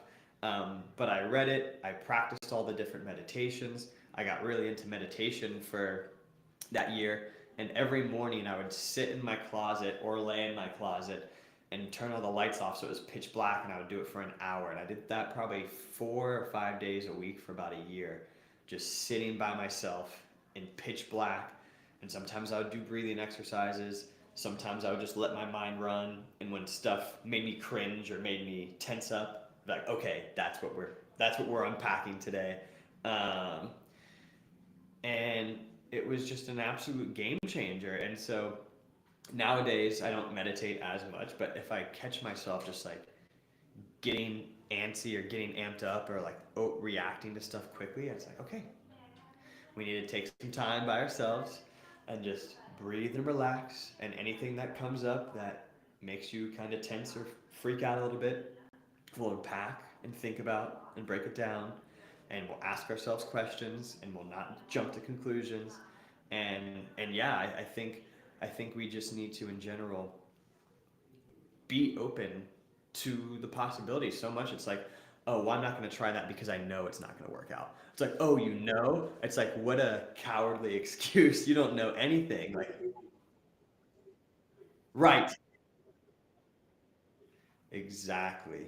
Exactly. And so I feel like, we when you come across the term cliche, like, oh, it's cliche to follow your dreams, or it's cliche to pick yourself up by your bootstraps, or if you put your mind to it you can achieve it, whatever. I think people only think it's cliche if they don't think it's true, whereas people who believe it's true actively pursue it and act it out, and then it becomes true for them. And so whenever people are like, oh, that's just a cliche, I'm like, well, Have you actually tried? Have you actually believed in something and then chased it and then not given up when it didn't work out the first time? Because if you do that, it'll take some time, but you might be surprised to find that that cliche is actually pretty true. I don't know what you think about that.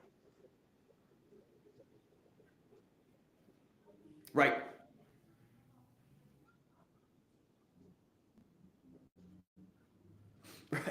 Right. Self fulfilling prophecy.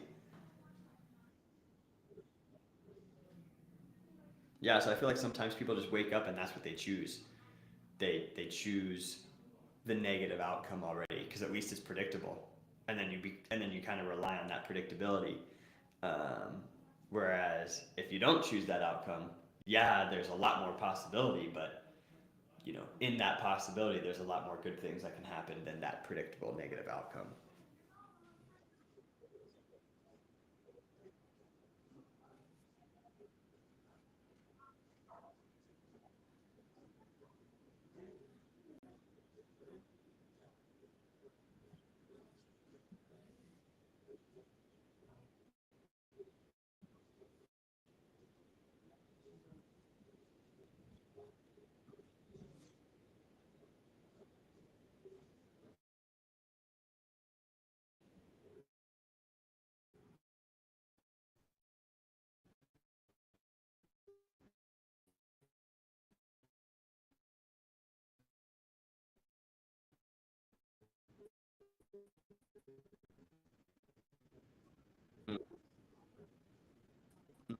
Mm-hmm.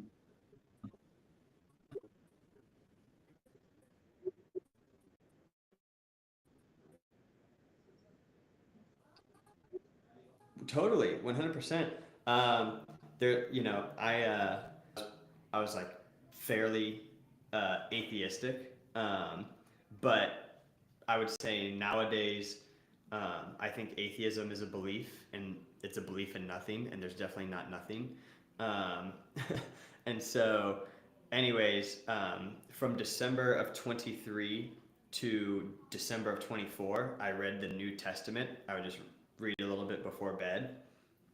And one of the phrases that I like from it is the ask and it shall be given you, seek and ye shall find, knock and it shall be opened unto you.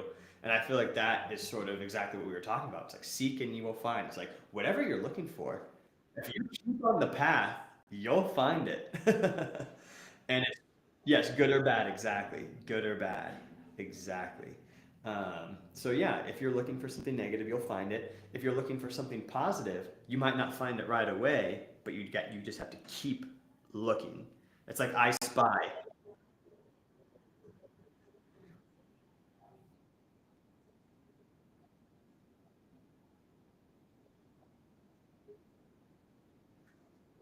Yeah, right. And you showed results. Yeah. Well,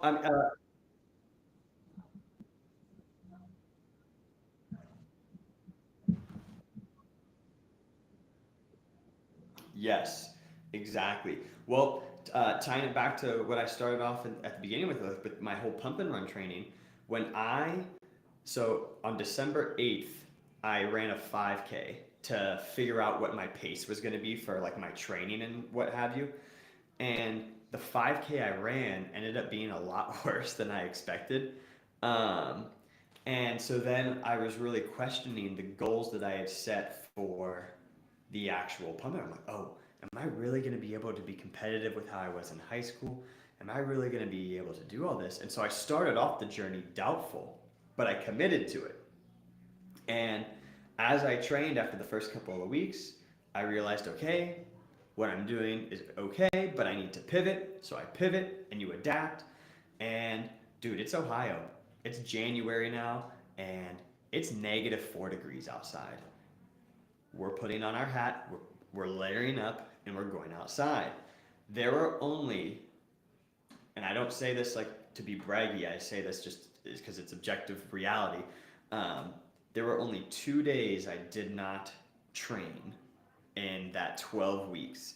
Christmas, and then some other random day when I was just trying to listen to my body and I was like, okay, you're going to take the day. And there was only one day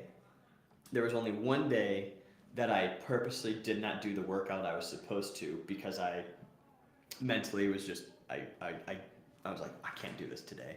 So one day I failed mentally. 2 days I didn't train. Um, and there are a lot of cold days, there are a lot of hard days, but I saw each one of them through.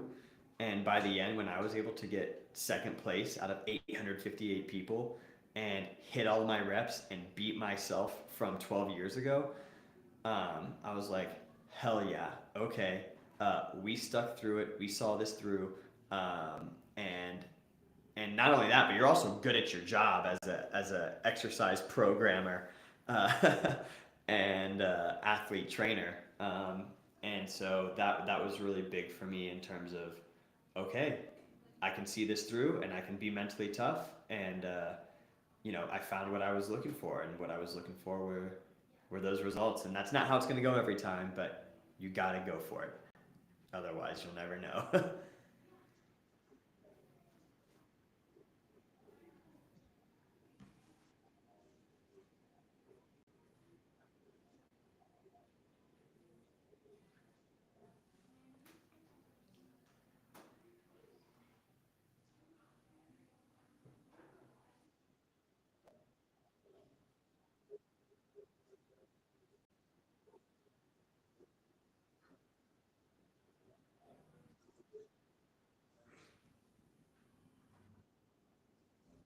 Yeah,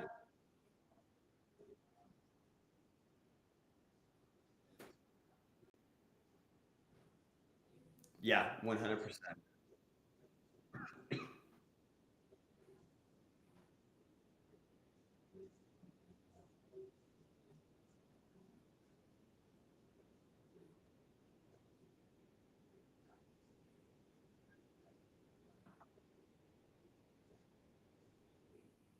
Yeah, 100%. And also recognizing that it never stops. Just because you've learned one lesson doesn't mean you don't have to keep applying that lesson, or doesn't mean that there aren't other lessons to learn. So constantly being humble enough to go through that process throughout your life. Um, because there's no perfect human being, but that also means there's no limit to how much better you can get.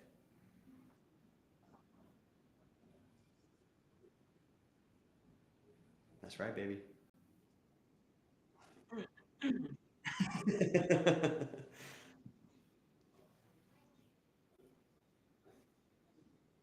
Yeah, man. I think that's good. I think we knocked it out. I think part two was solid. Uh, I think we've got a nice little bow on this little Chuck Jake duology.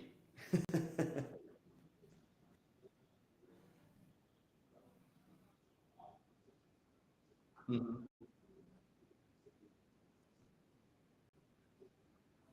Right. That's right. Hey man, I appreciate you so much for making this happen. Getting to spend this time and then the time we spent on my pod together has been just really great to get to reconnect with you, and I'm looking forward to stay in touch a little bit more now going forward. And you're a true bro, man.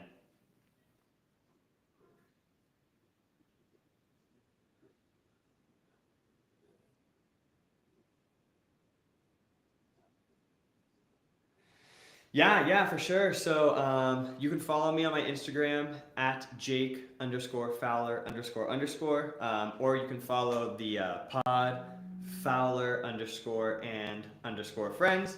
Both of those are going to have my link tree. And if you go to my link tree, you can, well, first make sure you follow so you can be up to date on all my podcasts and that sort of shit. But if you go to my link tree, you can book a free consultation. There's like a link to my Calendly, and you just sign up. It's all synced to my calendar, so whatever time you pick will be a time that I'm free, and we'll just talk for 10, 15 minutes, see what you're looking for, and if it's looking like what I can do for you lines up with your goals, great. Odds are it probably does, and if not, no worries. It's there for that. So yeah, you can just find my link tree on either my Instagram or the Fowler and Friends Instagram, and if you're feeling like it, give both a follow. We also got a YouTube Fowler and Friends as well, so if you can follow that shit, we're trying to build up the YouTube, so that'd be sick.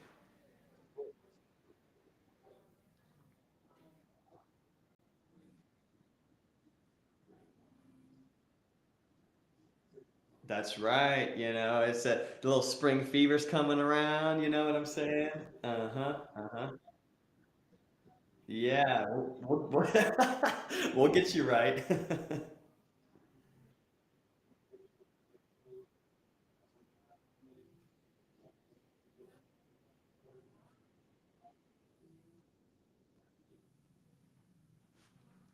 Yeah, buddy. Swag money. We did it, bro. We did it. What happened after you hit stop?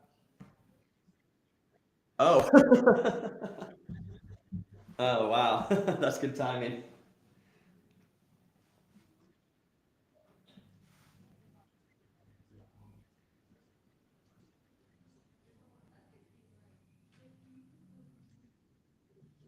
I don't know. I'll collaborate on whatever, if that was your question.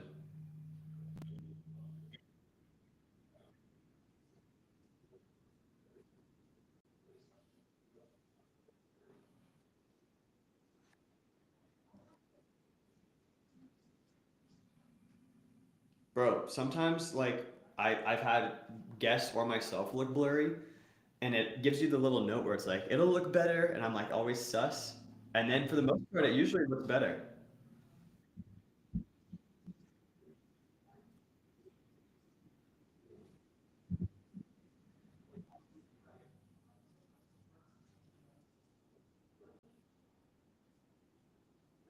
Right, right. Yeah, a little more consistency would be ideal.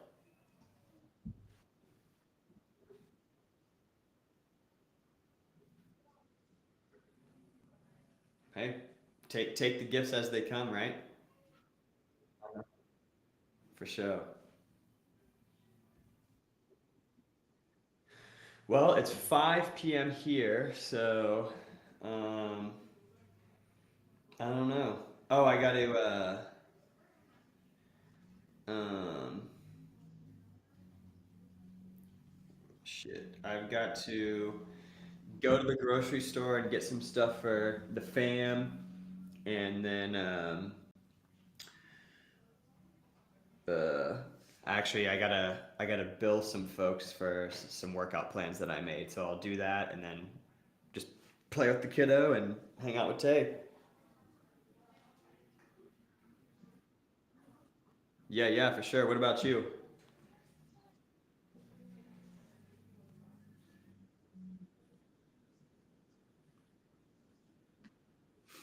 Content for?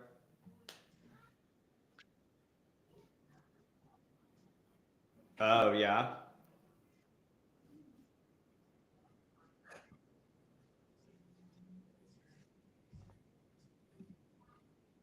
Oh, sick. What are you at right now? Okay, gotcha, gotcha. Is this the Chuck Diesel TLW?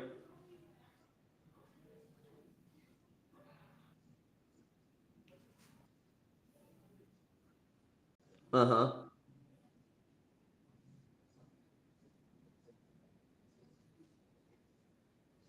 Okay.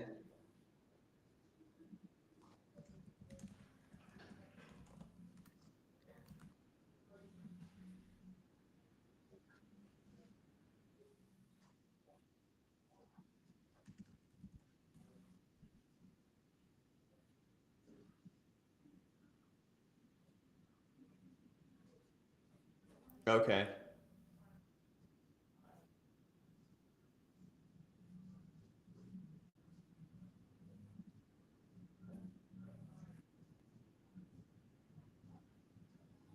I almost exclusively watch on YouTube.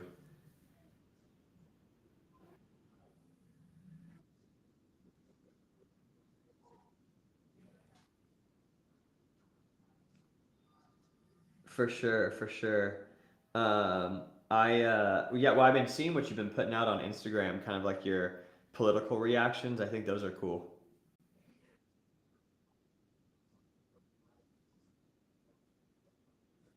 Sure.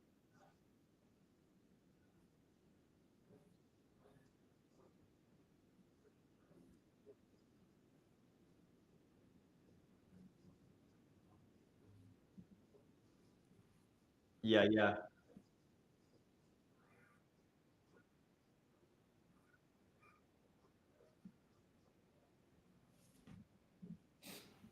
Yep, yep.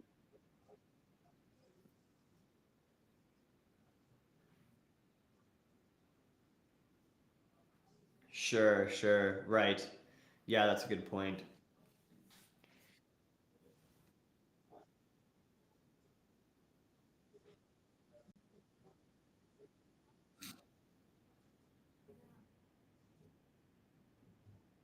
Yeah, I feel you there. I definitely need to build up the Fowler and Friends Instagram and YouTube for sure.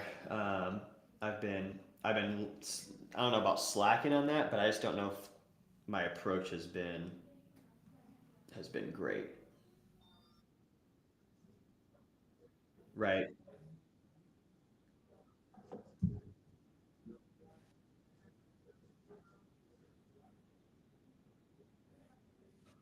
Yep.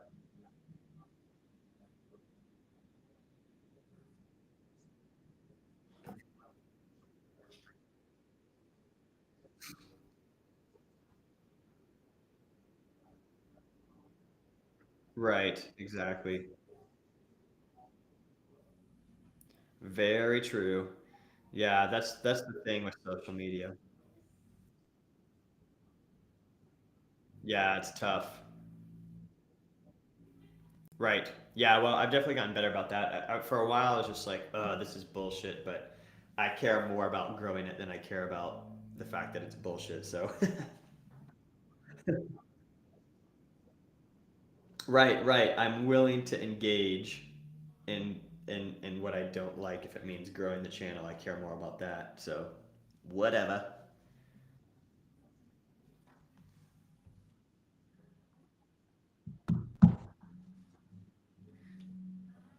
Yeah, buddy.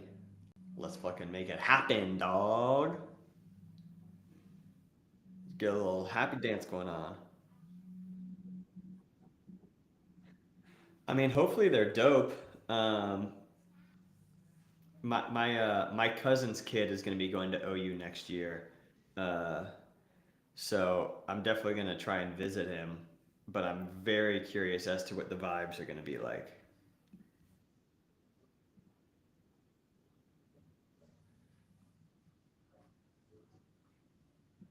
Right, right. Yeah, I hope not. I hope not. But you know, I could see things trending in a lamer direction. So I won't.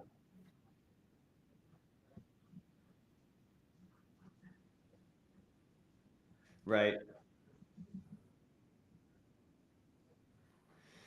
Yeah, that's for sure. That's a very good point.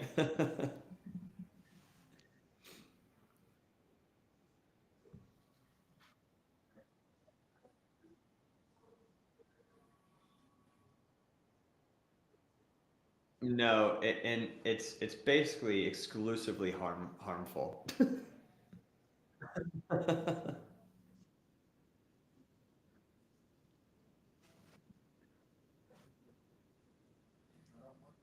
Oh, for sure. That's right. Yeah. Yeah, I don't 100%. 100%, dude. I don't regret any of it, but I'm good. Totally. There's so many nights where I don't know if it was a dream or if it actually happened.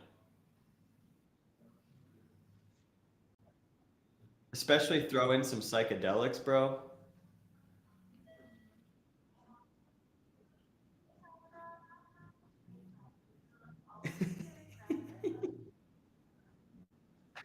Yeah, yeah. Yeah, yeah. Well, that makes you smarter than I was, let me tell you.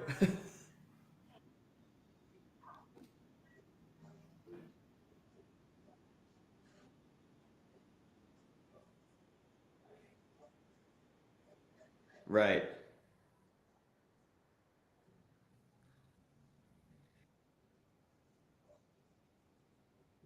Mm-hmm.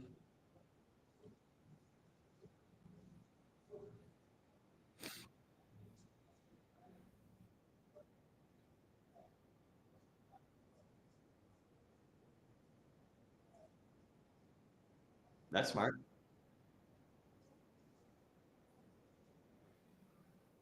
And you're just like just not even feeling it.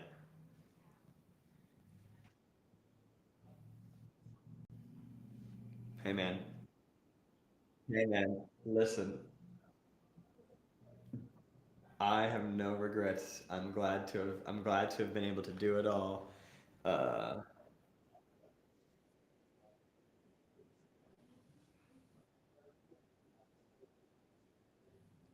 I'd be deceased.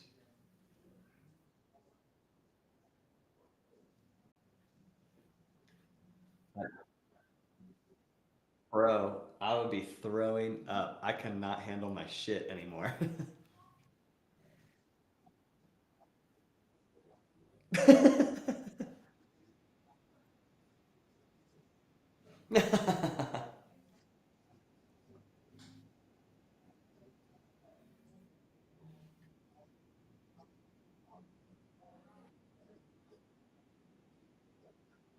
Mm, right, right. I understand. I understand.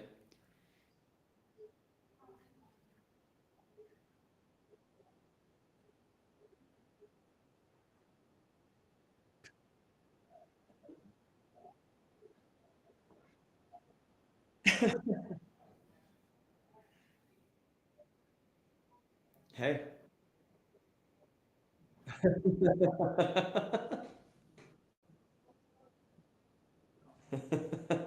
Hopefully you weren't on your way to kiss a girl or something.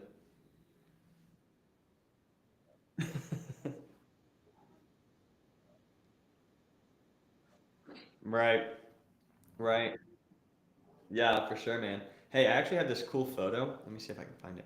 Uh, of you on our rooftop, smoking a blunt, and I want to send it to you. You're in a white Lemmy Lackey, yeah, like on Snapchat sometimes. Yeah, he's hilarious.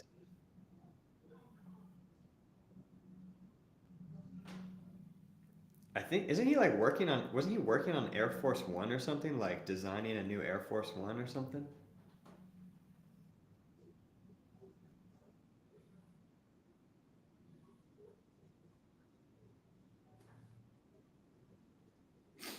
See, I thought he was working on his PhD, like well he was, but I am under the impression that he didn't finish it.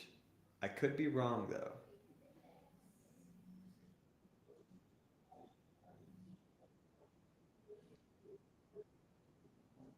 Right. Oh yeah. I mean, he's like got to be like 36 or something.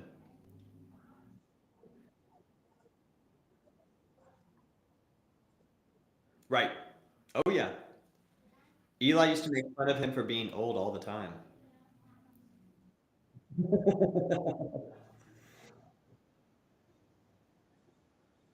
I didn't either.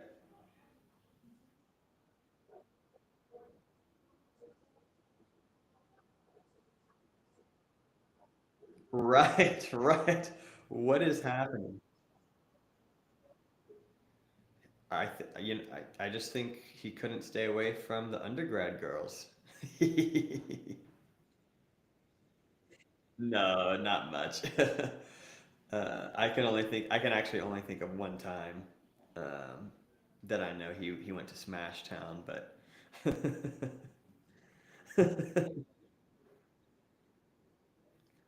that is exactly how I was just like, why not, man? That's what I'm here. I said, why not?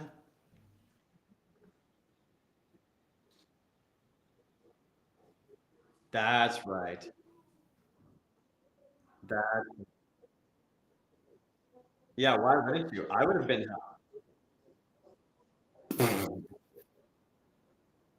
hold on. I just found a surprise photo of you. I'm gonna send it to you. But it's a Snapchat and it says Shafety Schmafety. Safety Schmafety. I have no idea, bro. This is funny. I did not remember this. I'm gonna send that to you.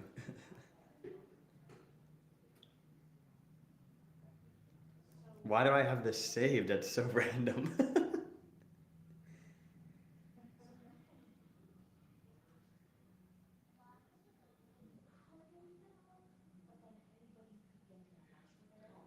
Damn, where is this photo of you that I'm looking for? Oh, boom. Ask and you shall receive. This is a sick photo.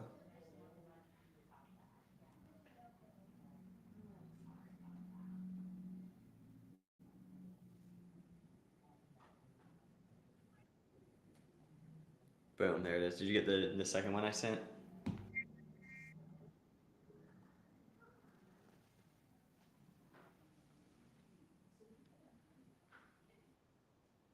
Yeah, bro. Yeah, I took that photo.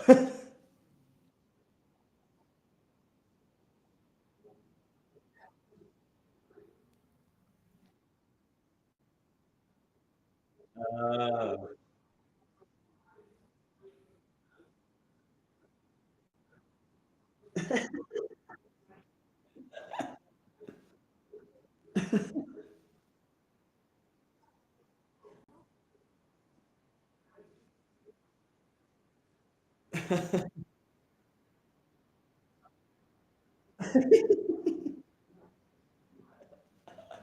Well, I'm glad I could provide some clarity as to what that photo's from. Yeah, dude, that was on our roof. That was on the top level of the roof, and I can't remember why I took that photo, but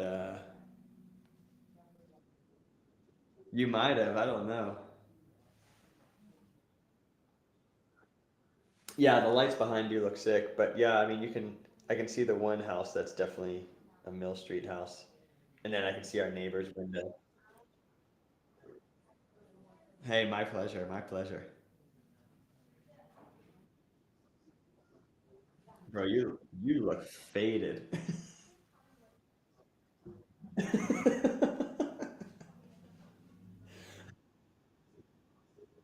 Oh, I'm sure. I'm sure.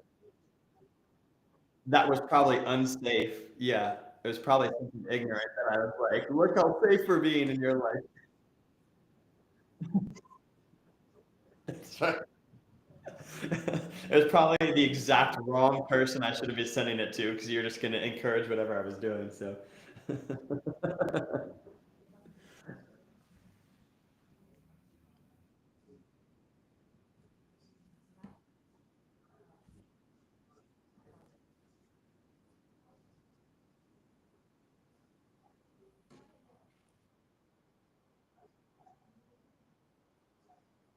oh, like a music video?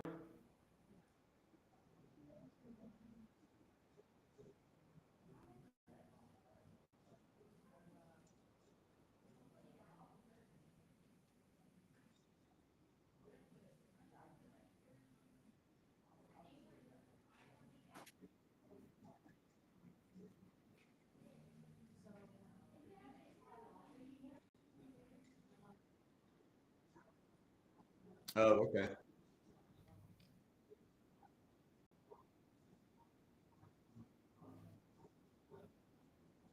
Well, there you go.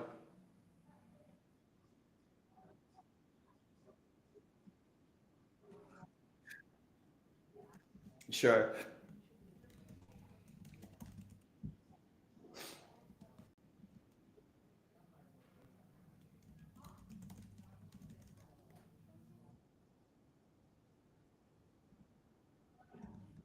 Oh yeah.